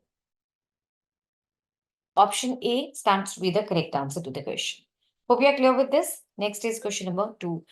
Specify the transition of electron in wavelength of a line in the Bohr model of hydrogen atom, which gives rise to spectral line of highest wavelength. See, the shorter the wavelength, higher the frequency corresponds with greater energy. Shorter wavelengths and higher frequency corresponds to greater energy. So longer the wavelength and lower the frequency results in lower energy. longer wavelength and shorter frequency or the lower frequency corresponds to results in lower energy. The energy equation is, that is equal to E is equal to H mu. By using the formula, that 1 by lambda is equal to R 1 upon N1 square minus 1 upon N2 square. Now let's try all the options for the option A. Lambda, you'll solve putting in the value like N1 was 3 and 1. So, yeah, 3 to 1. So this is equal to 1 upon lambda is equal to R into 1 upon 3 square, which is 9 minus 1. This will give me the value of N1 actually your final orbit and N2 is your initial orbit. According to that, this will be 1 upon 1 upon 1 upon 3 square. So this will give me 1 upon lambda is equal to R1 minus 1 upon this. This will be R8 upon 9. Our lambda will be equal to 9 upon 8R, which is equal to 1.125R. Similarly, for the option B, for here n is equal to 2, 2, n is equal to 3. This is the final and this is the initial orbit. So 1 upon lambda is equal to R upon this will be final is okay. 2 squared minus 1 upon 3 squared. This will be R1 by 4 minus 1 by 9. This is equal to R5 by 9 or lambda will be equal to 9 upon 5R. That will give you 7.2R upon R. Similarly, for the C option, when n is equal to 4 to n is equal to 1, you will find the lambda value comes out to be 1.1 upon R. And for the option D, the lambda value comes out to be similarly 5.3 upon R. See here, the formula will be 1 upon lambda is equal to R. This is the final and this is the initial. So 1 upon 1 minus 1 upon 4 squared, that is 16. On solving, it will give you this. Similarly, for this one, you have 1 upon lambda is equal to 1. Here, for n is equal to 4 to n is equal to 2. So this will be 1 upon 2 square minus 1 upon 4 square. On solving, you will get that lambda is equal to 5 by 3 R. Hope you're clear till here. So now what you had to find out was specify the transition of electron in the wavelength of the line in the Bohr model. So when the energy difference is low, the wavelength will be the highest. So from here also, you can see the wavelength is highest in this case only, 7.2. This is the highest wavelength. Option B stands to be the correct answer. Hope you understood that. Next is question number 3. Isolated point charge particle produces electric field E at a point 3 meter away from it. The distance of the point at which the field is E by 4 will be equal to. See, the electric field produced by the point charge at a distance R from it is given by the equation E is equal to K into Q upon R square, where K is your Coulomb's constant.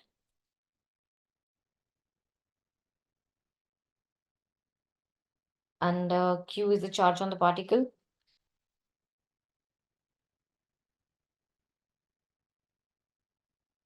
R is the distance given to you.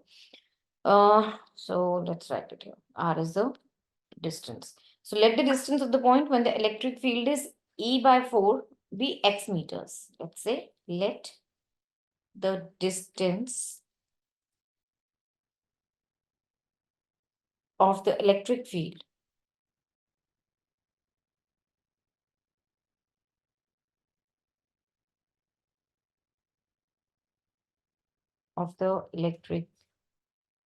distance of the point from the electric field, distance of the point where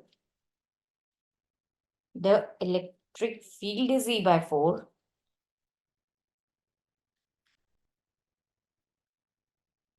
is x meters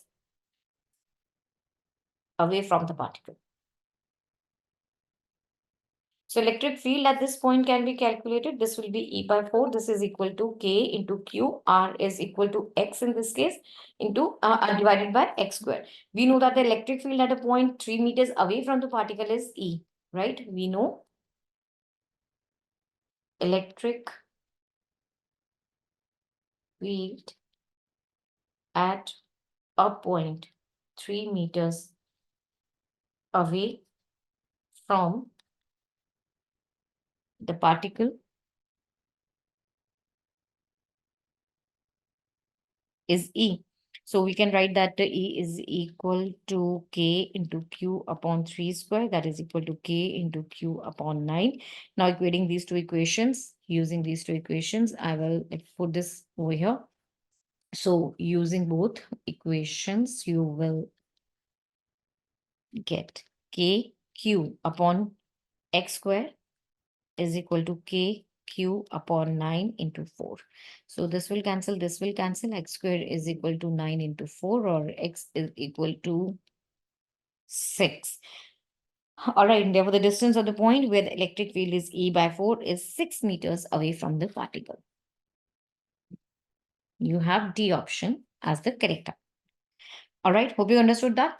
Next is the question number 4. The steady current of 8 microamperes milliamperes flows through a wire. The number of electrons passing through the cross section of the wire in 10 seconds is. So let's write down. First of all, you have the current as 8 milliamperes. That can be written as 8 into 10 power minus 3 amperes. Time is 10 seconds. And you know the charge on an electron, it's 1.6 into 10 raised to power minus 19 coulomb. We know that charge is equal to number of electrons into charge on one electron. Also, charge is equal to current into the time for which it is flowing.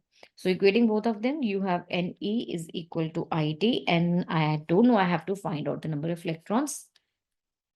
I have to find it out. E is the charge on one electron. Current 8 into 10 power minus 3, time is equal to 10 seconds. So you have N is equal to 8 into 10 power minus 2 divided by 1.6, 10 power minus 19. On solving this, you will get 5 into 10 raised to power minus 17. This is the number of the electrons. So wait, it will go in the numerator and it will be positive. All right. So 5 into 10 raised to power 17, we have option B as the right answer. Hope you get clear with this. Let's move to the next question then. Question number 5. Which one of the following elements will require highest energy to take out an electron from them? Lead, germanium. Question number 5. Which one of the following elements will require highest energy to take out an electron from them? Lead, germanium, carbon, or silicon? See, among all the other elements, carbon takes the highest energy to take out electrons from them because it forms covalent bond and is the first element in the group. This is the reason covalent bonds are hard to break. Covalent bond, it forms covalent bond and it's first element in its group. So that's why it's really tough to take out one electron from it because it is more, it emphasizes more on making the covalent bonds, that is sharing of the electrons take place in carbon. Hope you're clear with this. Next is question number 6. Conductor of 10 ohm is connected across a 6-volt ideal source. The power supplied by the source to the conductor is. You are given here 6-volt voltage as 6 volts and 10 ohms of resistance. What else? The power supplied by, you have to find out the power. That's easy. The power is equal to V square upon R. Voltage 6, R is 10. This gives you 3.6 watt. That is C option. Hope you're clear again. Next is the question number 7. The photon of wavelength 663 nanometers is incident on a metal surface. The work function of the metal is 1.50 eV. The maximum kinetic energy of the emitted photoelectrons is. We are having the wavelength 663 nanometers and you're having the work function of the metal is 1.50 eV. You have to find out the maximum kinetic energy. You know the kinetic energy is given by HF minus phi naught. So this is equal to frequency. This can be written as a C upon lambda minus this. H is, 6.62 into 10 raised to power minus 33. This is Planck's constant. And C, this is 3 into 10 raised to power 8 divided by lambda. This is this. This is in nanometers, so let's do the conversion. This is equal to 6x3 into 10 power minus 9 meters. So this is 6x3 into 10 raised to power minus 9 minus this is 1.50. Electron charge 1.6 into 10 raised to power minus 19. Okay. This is electron charge 1.6 10 raised to power minus 19. Okay. So now just the calculations part is left. Okay. Let's do the calculations on solving whole of this expression. You will get your answer as kinetic energy is equal to 6 into 10 power minus 20 joules. That makes option B to be the correct answer. Hope you are clear with this. Let's move to the next question, number 8. Ray of light of wavelength 600 nanometers propagates in from here into a medium. If the wavelength in the medium becomes 400 nanometers, what will be the refractive index of the medium?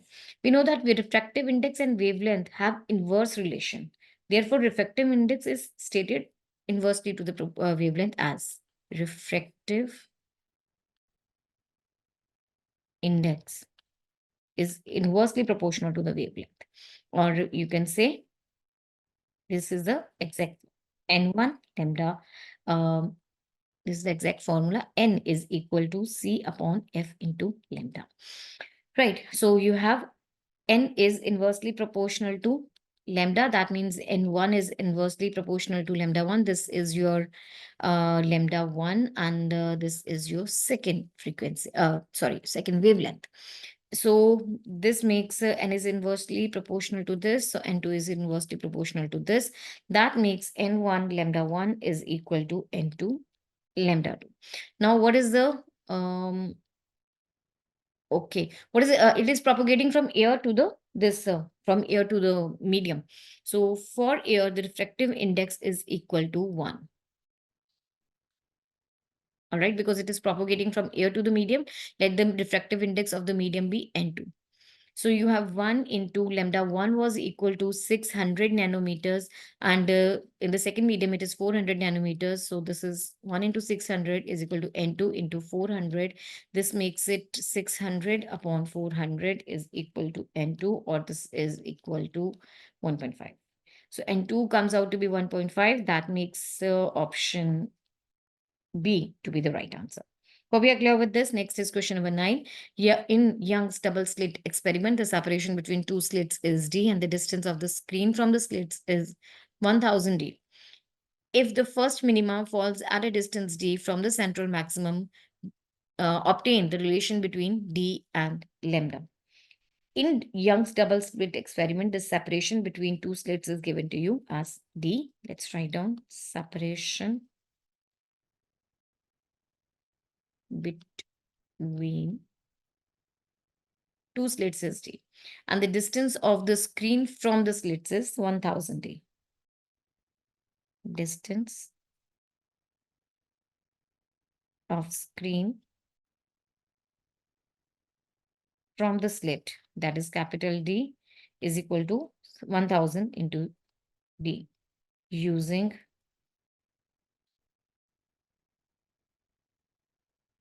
Bragg's law, you have n into, let's write it down. N into lambda is equal to 2d sine theta. Here n is equal to 1, d is equal to 1000 d. So let's fill in this equation. You have 1 into lambda is equal to 2 into 1000 d sine theta. Or you will get lambda is equal to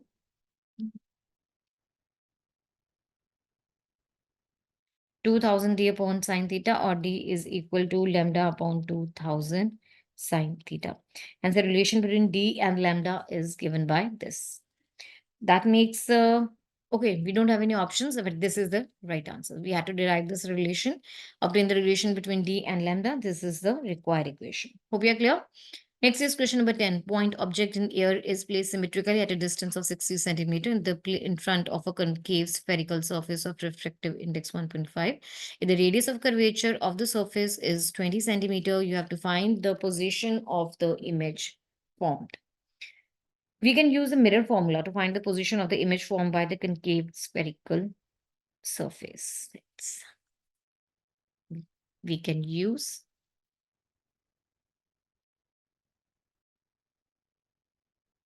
mirror formula to find the position of the image formed by the concave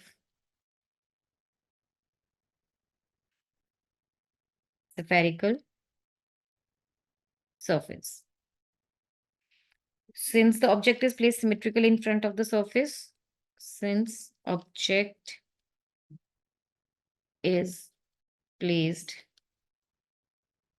symmetrically in front of the surface, so you have u is equal to 60 centimeter from here, right? Now we can substitute these values in the given formula for refraction from concave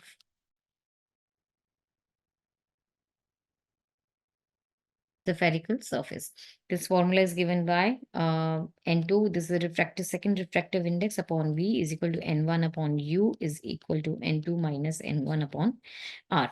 So here you are having this this is 1.5, N2 is 1.5, and let's write it down. 1.5 upon V is equal to, for N1, this is for, let's read it again, from air, right? The refractive index for air is equal to 1. So N1 is equal to 1 for air. This is minus 1 upon U is 60, and N2, that's 1.5 minus 1 upon R. R is, let's see over here. Yeah, the radius of curvature is 20 centimeters. So this is equal to 20 minus 20.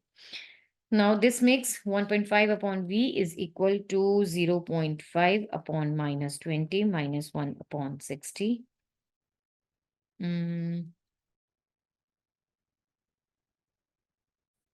Question number 10. A point object in air is placed symmetrically at a distance of 60 centimeters in front of a concave spherical surface of refractive index N2. If the radius of curvature of the surface is by 20 centimeters, the position of the image formed is. We can use the mirror formula to find the position of the image formed by the concave spherical surface. Use mirror formula to find position of image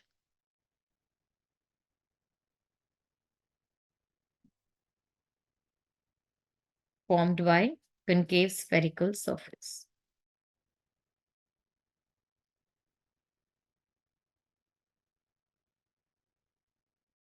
So now since the object is placed symmetrically in front of the surface, I'll take u is equal to 60 centimeter because object is placed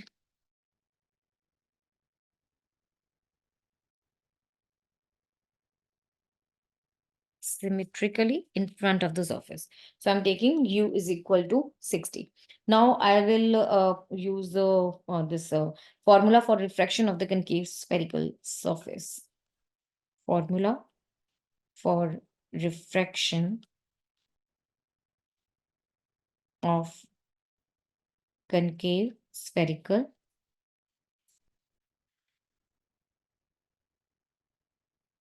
surface. This is given by N2. This is refractive index of the second medium minus divided by V minus N1 upon U is equal to N2 minus N1 upon R.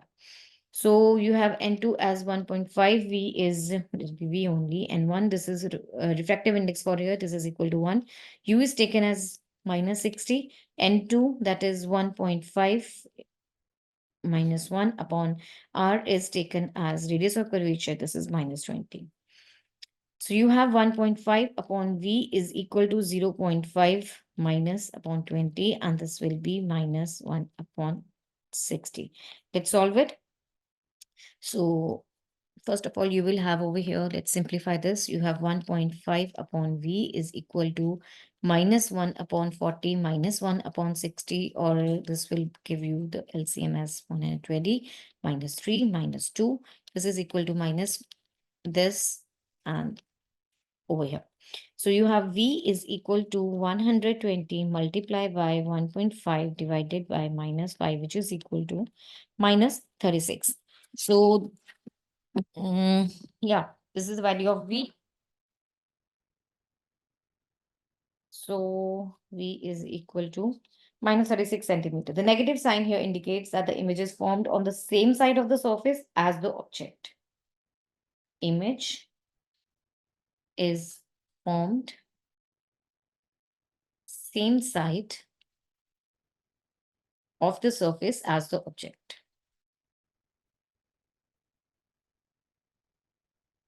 All right, which means it's a virtual image. So the image is 36 centimeters behind the concave spherical lens. This is the answer to the question. Hope you're clear with this. Let's move to the next question, number 11. A series RL circuit with R as 10 ohm, L as this, MH is connected to an AC source of voltage 141 sine 100 pi t, where V is in volts and T is in seconds.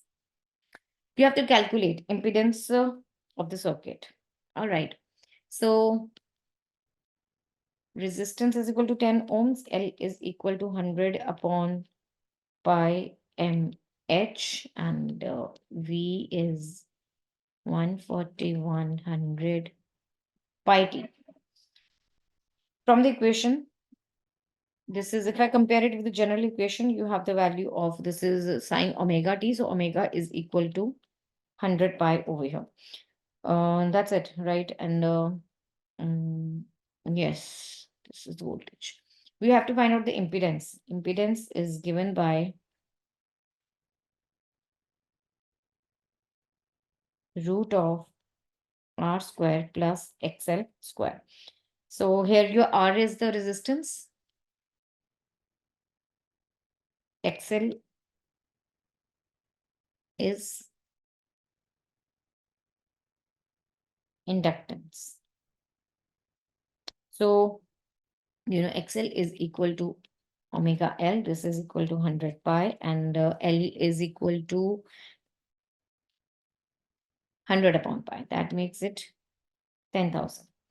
So, wait. One thing, it was milli H, right? So this will be into 10 power minus 3. So this will be into 10 power minus 3. This is equal to 10 ohm. Let's get back to our impedance. This is equal to, resistance was equal to your 10 ohm. So 10 square plus 10 square. This is equal to 10 root. This is the impedance. Hope you're clear with this. 10 root 2 ohms. This is the answer to the first question. Right, now the second one, the phase angle.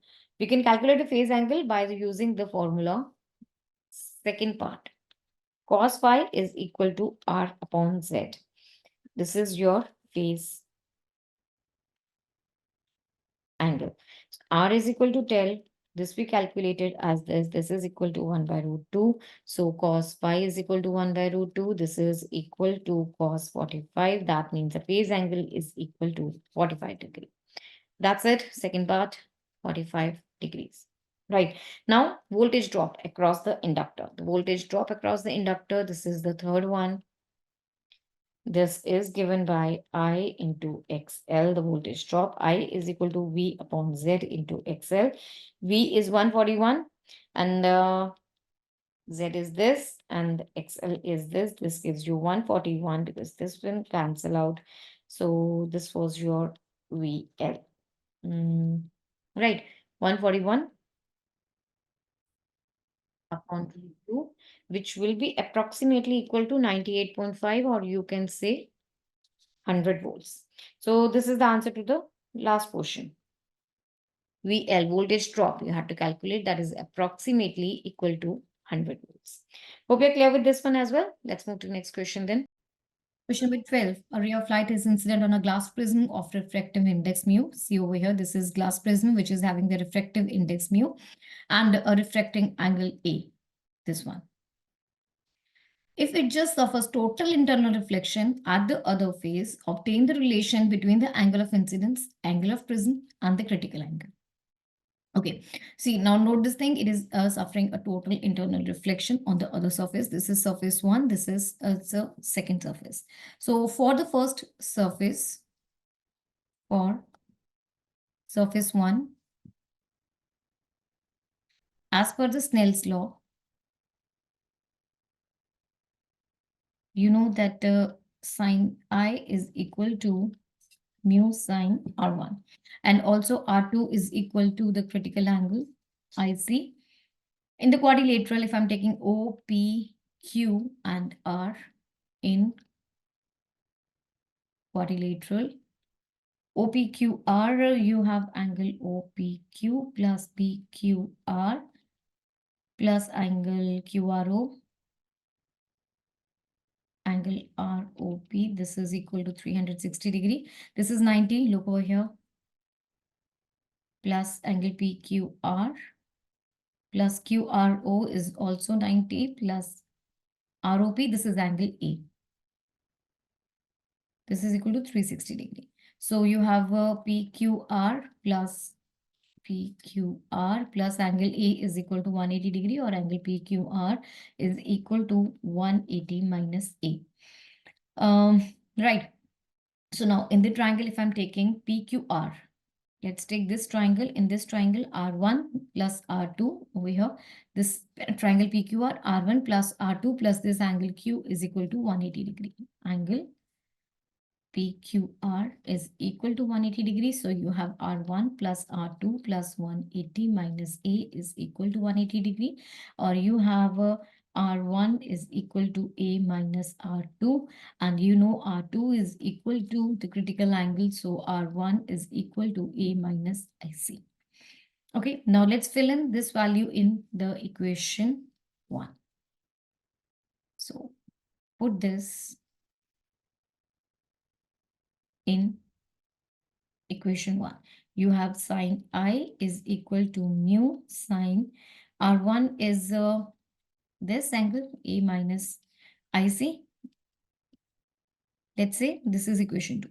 So now this was for the first surface. For the second surface, for the second surface, you have a mu I, mu sine IC is equal to 90 degree because it's suffering total internal reflection. So mu is equal to sine 90 is equal to 1 sine IC. Also sine I, let's fill in the, yeah, sine I is equal to 1 upon sine IC into sine A minus C.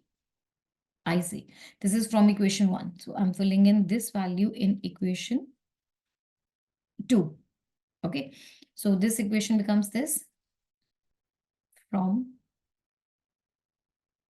equation 2. So from here you have I is equal to sine inverse sine A minus IC upon sine IC. Right. This is the required equation. So what you needed to find out in the equation was the relation between angle of incidence, angle of prism, and the critical angle. This is the right answer. Hope we are clear with this. Let's move to the last question of this paper. It says two cells with the EMF, E and E2 and internal resistance R1, R2 are connected in parallel with the terminals of the same polarity connected together. You have to obtain an expression of the equivalent EMF of the combination. Here the two cells having EMF, E1 and E2 and internal resistance as R1 and R2. So according to, let's make the circuit diagram over here. This is the point A. Let's say from here you have this cell, and from here you have the another cell. So here is the point, here is the point. This is P. So here is I, I1 is flowing here and I2 over here. This is the first cell, EMF E1, R1, E2, R2. Hope we are clear with this, right? So now the total current will be given by I will be equal to I1 plus I2, and let's say V is potential difference between A and B. Now for the cell E1, for cell 1, with the EMF 1, okay? So for this cell, you have V is equal to E1 minus I1 R1, right? So from here, you have I1 is equal to E1 minus V upon R1. Also, similarly, for the second cell, you have I2 is equal to E2 minus V upon R2. So let's put in both of these values in equation 1. You will have I is equal to E1 minus V upon R1, E2 minus V upon R2. Or this is equal to E1 upon R1, E2 upon R2 minus V, this, or this was equal to your I, or V is equal to E1 R2 plus E2 R1 upon R1 plus R2, R1 into R2, and here is minus I, and I'm writing this over here only, R1 into R2. This is R1 plus R2.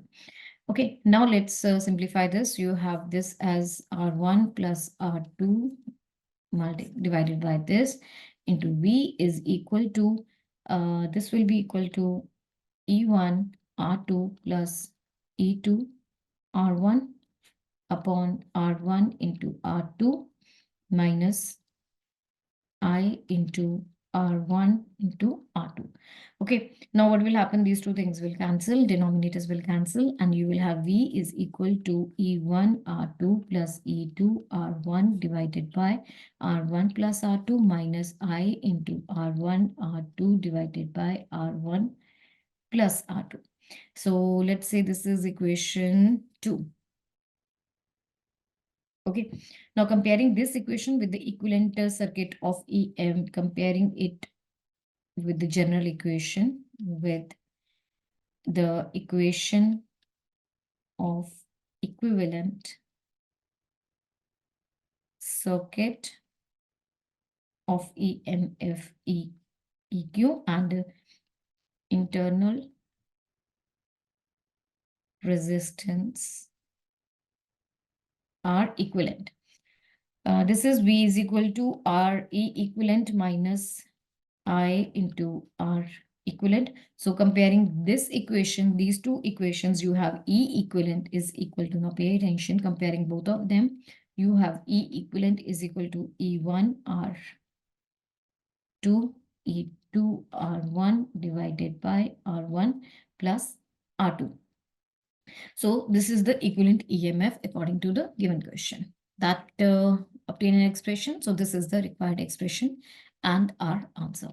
So students, with that, we have completed all the 13 questions of the physics paper 2023 set 2. Don't forget, this is in the continuation with the set 1 paper, which has already been uploaded to watch that paper as well. And also with that, don't forget to visit our website, www.examsnet.com. Here you will find all the entrance exam question paper with the detailed PDF solutions. For a better preparation, must download our app. The link is available in the description box. So students, keep shining, keep rising high. That's all for this paper. A very best of luck. Bye. In terms of Examsnet. Welcome to the question series of Examsnet. Students, you must have explored our website www.examsnet.com. This site is a great place for you to practice your entrance exam question papers because here you will find all the papers along with the detailed PDF solutions. For a better preparation of your exam, students, you must download our app. The link is available in the description box. So students, without wasting any time, let's start with today's paper. I'll be solving CBSE Class 12 Physics 2023 outside Delhi set 3 paper. Set 1 Delhi set 3 paper in this video. Set 1 and set 2 have already been uploaded. You must watch those videos as well. In this video, this particular set 3 is in continuation with those set 1 and set 2 only. So students, a very best of luck. Let's start with today's paper. Here we go. Section A says the energy of a photon of wavelength 663 nanometers is given by. See, the energy of a photon of wavelength can be using the formula H is equal to hc upon lambda, where H is your Planck's constant, lambda is the wavelength, c is the speed of light.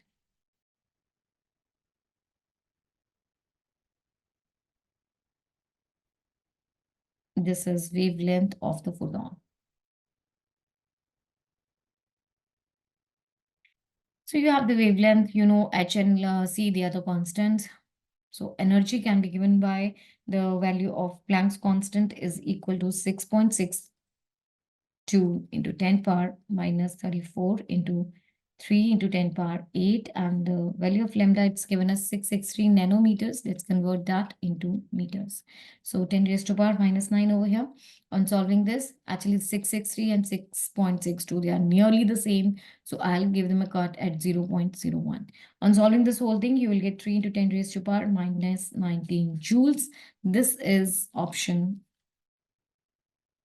C. That's the right answer. Next is the question number 2. Electromagnetic wave is produced by a charge moving with a constant velocity or moving with a constant speed, parallel to the magnetic field, moving with an acceleration or at rest. The right answer to the question, moving with an acceleration. Electromagnetic waves are produced whenever electric charges are accelerated. This makes it possible to produce electromagnetic waves by letting an AC alternating current flow through the wire or an antenna. The frequency of the waves created in this way equals to the frequency of the alternating current. Okay, so C is the right answer to the question. Hope we are clear again. Next is the question number 3. A semiconductor device is connected in series with a battery, an ammeter, and a resistor. The current flows in the circuit. If the polarity of the battery is reversed, the current in the circuit almost becomes zero. The device is an intrinsic semiconductor, P-type, N-type, or P-N junction diode. The right answer, option D, P-N junction diode. On reversing the polarity of the battery, the P-N junction is reverse biased.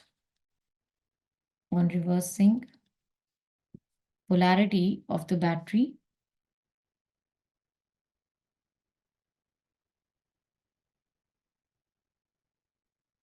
P-N junction is reverse biased, as a result of which its resistance becomes very high and current through the junction drops to almost zero. So you have option D as the correct answer. Question number 4, the radius of X, which is having the atomic number as 27, atomic mass as atomic number as 13 and atomic mass as 27, I'm repeating the question. Question number 4, the radius of the atom, which is having atomic number 13 and atomic mass 27, nucleus is R.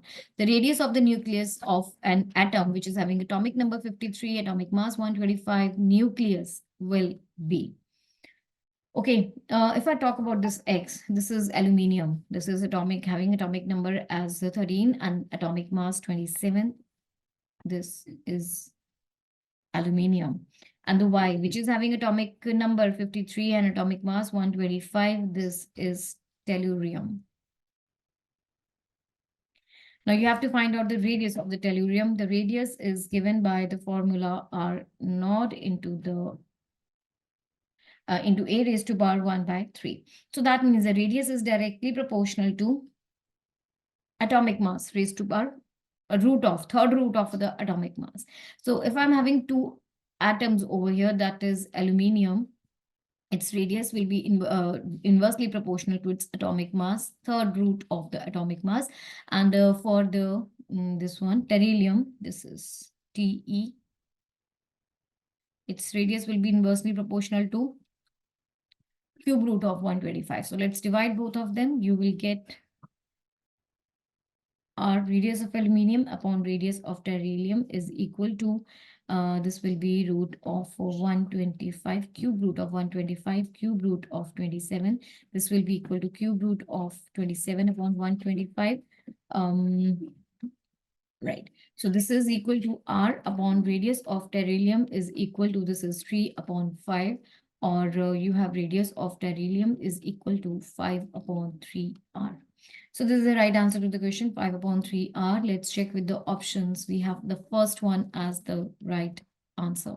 Option A stands to be the correct answer. Hope you understood this. Next is the question number 5. The electric dipole moment is given by this in a uniform electric field. Experiences a maximum torque given by this. The magnitude of the electric field is. In the question, you are given electric dipole moment is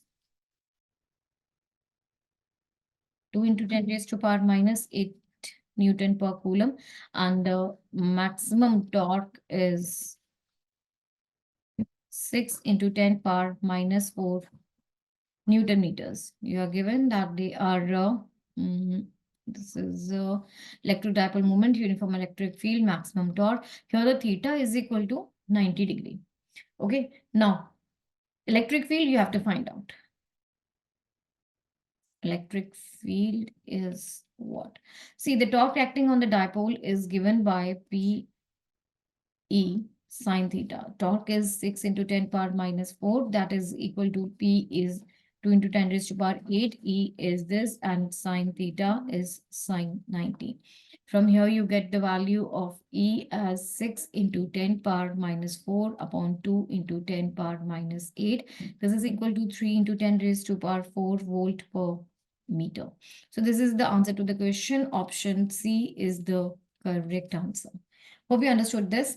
Next is the question number 6, sorry. The current is a device varies with the current is a device with varies with time t as I is equal to 60. Here I is in milliampere and t is in seconds. The amount of charge that passes through the device during the time t is equal to 0 to 3 seconds is. Okay, see, Q naught is moving.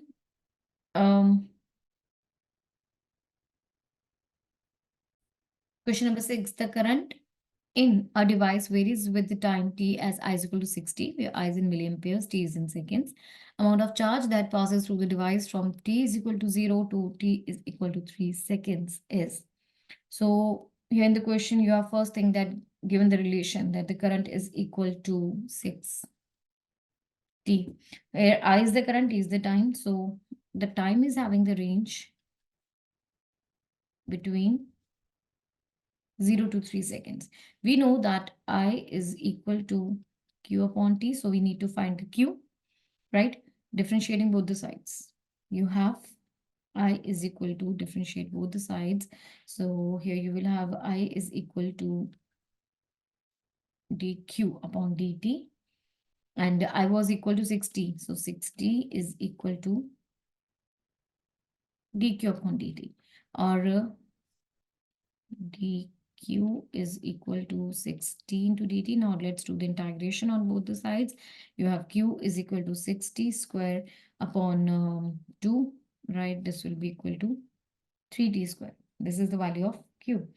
So now, see, it is changing. The limits will be 0 to 3. We have to find out from 0 to 3. So limits will be 0 to 3, 0 to 3. Q will be equal to 3. I'm taking outside 3 square minus 0 square, which is equal to 27 microcoulomb. Right. So, yeah, this is the okay, this is in milliampere. So this will be in millicoulomb. All right. So this is the answer to the question, 27 millicoulomb, option C. Hope you're clear with this. Let's move to the next question then. Question number 7. A ray of light travels a distance of 12 meters in a transparent sheet in 60 nanoseconds. The refractive index will be of the of the sheet will be. See, refractive index is given by the formula C upon V. This is your refractive index. C is the speed of light.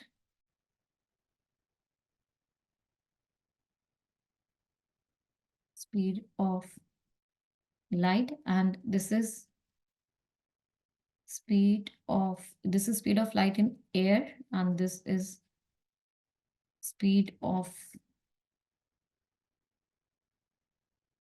light in the second medium. So here you are given the distance is equal to 12 meters, time is equal to 60 nanoseconds, which will be 60 into 10 raised to power minus 9 seconds. You know velocity is equal to distance upon time.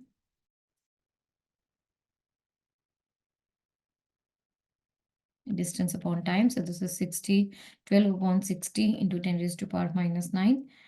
This will be equal to 0.5, 0.2, because this will be 5.2 into 10 raised to power 9. Yeah, this will be the V. Now let's fill in this value of V in this equation. We had to find out the refractive index, that was equal to C upon V. C is equal to 3 into 10 power 8 speed of light, and V we just calculated, that was equal to 0.2 into 10 raised to power 9. So this will cancel at 10, and this will be 30 upon 2, which is equal to 15. Let me check once if I have done it correct.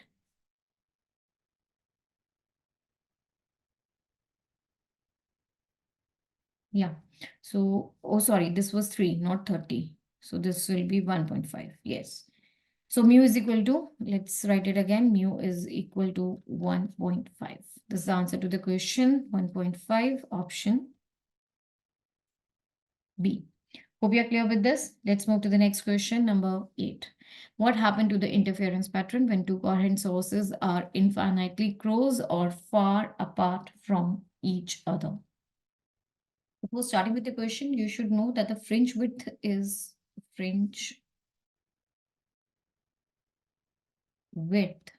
inversely proportional to the distance. So when the coherent forces are infinitely close, the fringe width will be too large. This will be, in the first case, this will be too large when this will be infinitely close. So when a single fringe may occupy the whole screen, hence no interference pattern will be visible. No interference pattern will be visible. Hope you're clear. Now the second part, far apart from each other. Remember, the fringe width is inversely proportional to difference. So when the coherent forces are very far, sources are very far apart from each other, the fringe width will be very small, that they will not be reasonable. In the second case, when they are far apart, when D is very large, then fringe width will be very small. So that the fringe will be, that they will not be very reasonable, hence no interference pattern will be visible. No interference pattern will be visible. All right. So that's it. Hope you're clear with this. Let's move to the next question. Question number 9, with the help of the circuit diagram, explain how the full wave rectifier gives output rectified voltage corresponding to both halves of the input AC voltage. The circuit diagram for the full wave rectifier, this is the one, center tap transformer and the two identical divides, this T1 and D2 are diodes are used to in the diagram in a full wave rectifier. The center tap transformer has 3 center wave center tap Sorry.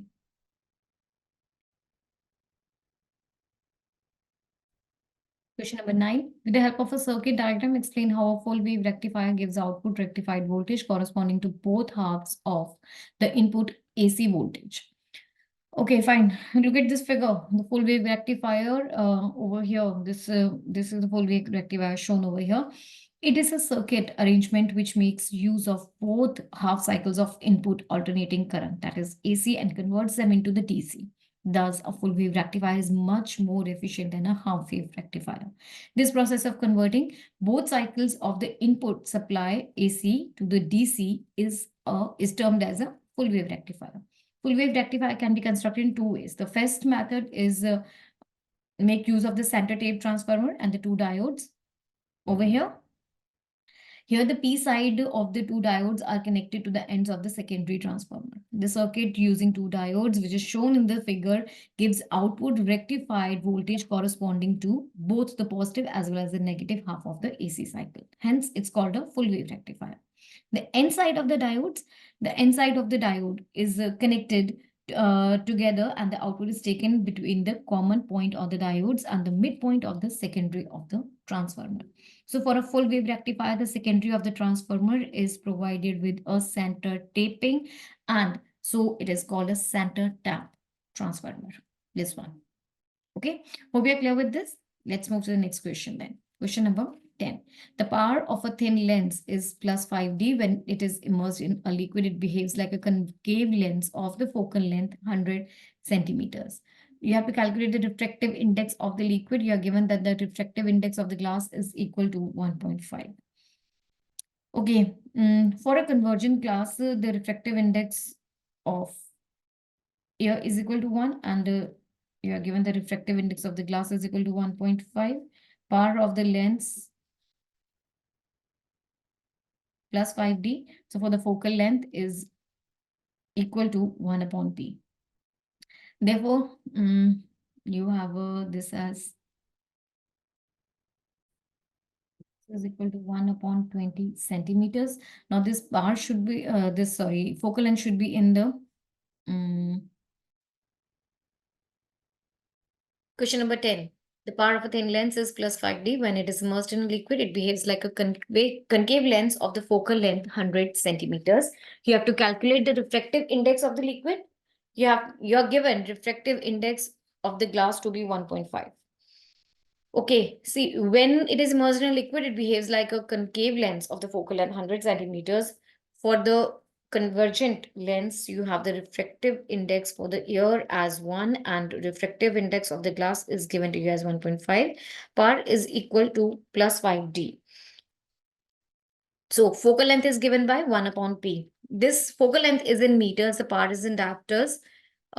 So focal length, if I want to find out, if I convert into centimeters, this will be 100 upon par, which is equal to 5. This is equal to 20 centimeters, right?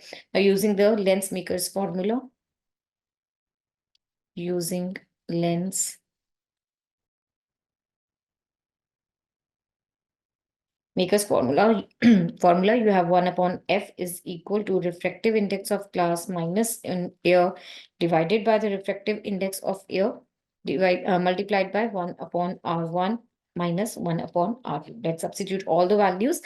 So you have 1 upon 20 is equal to 1.5 upon 1 minus 1 upon 1 into 1 upon R1 minus 1 upon R2. Let's say this is equation 1.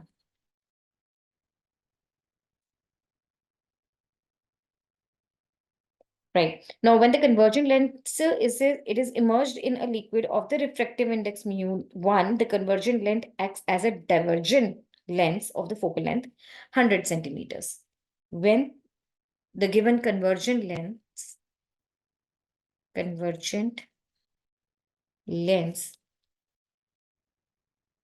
is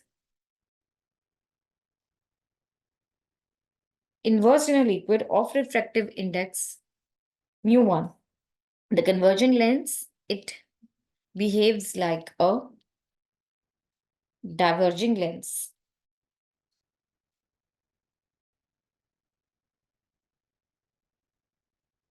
of the focal length 100 centimeters. Now we're using the same lens maker's formula. This will be minus 1 upon 100 is equal to 1.5 minus mu1 divided by mu1 into this. Let's say this is equation 2. Now dividing both of them. Dividing 1 by 2. You will get minus 5 is equal to 1 by 2 divided by 1.5 upon mu1 minus 1. Or you have 1 minus 1.5 upon mu1 is equal to 1 by 2 into 5, which is equal to this. So you will have a mu1 minus 1.5 upon mu1 is equal to 1 by 10, or you have this minus 15 is equal to mu1, or 9 mu1 is equal to 15, which gives you mu1 is equal to 5 upon 3. So this is what you needed to find out. Refractive index of the liquid, mu1, which we assumed mu1. So this is equal to 5 upon 3. That's the answer to the question. Hope you're clear with this. Then let's move to the next question. Question number 11. A ray of light is refracted by a glass prism. Obtain an expression for the refractive index of the glass in terms of the angle of prism A and the angle of minimum deviation. Okay. Let's erase this first. Fine. So here in the question, let's take this P and O. This OP is an incident ray which is making an angle of I1, that is incident angle, with the normal. Angle N dash Q, where is this? It should be here. Okay. N dash QR. Let's see it over here. Yeah, N dash QR is the angle of emergence. This one should be R. Okay, so now I'm repeating, OP is the incident ray making an angle I1 with the normal, angle N dash QR, angle of emergence. This is angle I2. Now A is the angle of prism over here. Mu is the refractive index of the prism. Everything is given in the question. Only mu I'm taking as the refractive index of the prism, right? And this delta is deviation angle, angle of deviation. I1 incident angle, I2 emergent or emergence angle. Now in the case of minimum deviation, in case of the minimum deviation, you have angle R1 as R2 as, let's say, angle R. So angle A is equal to angle R1 plus R2. This one is R1, this is R2. Angle A is equal to R1 plus R2, or A is equal to twice of angle R. Angle R is half of the angle of the prism, right? Now again, you have angle A plus the angle of deviation is equal to I1 plus I2 in minimum deviation. In case of minimum deviation, I1 is equal to I2 is equal to I, and delta is equal to delta M. So you have this equation will be delta minimum deviation is equal to 2I, or I is equal to A plus delta M upon 2. Now using the Snell's law,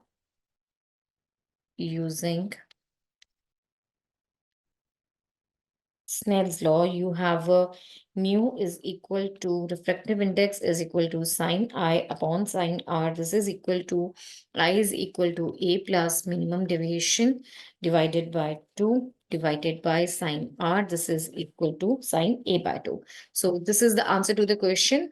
Hope you're clear with this. Let's move to the next question.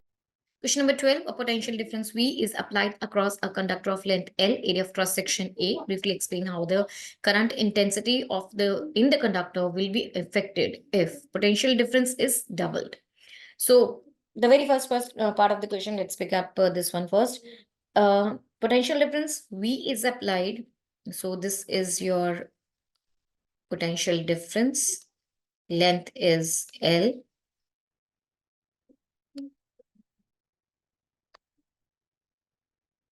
This is area of cross section. Now charge in the conductor will be given by, this is charge on the conductor is NEA into L, where I is given by, the current is given by charge upon time. So that means I is equal to NEA into L upon T. This is equal to VD. This is equal to, let's write it over here. This is equal to NEA into VD, where VD is equal to mass on, charge on an electron into E divided by M into tau. This is your relaxation time. M is the mass of electron. Mass of electron, E is the charge on electron. Therefore, the current per unit area, that is the current density, is given by current density, that is J, that is the current per unit area, is given by NE. This was equal to NEA.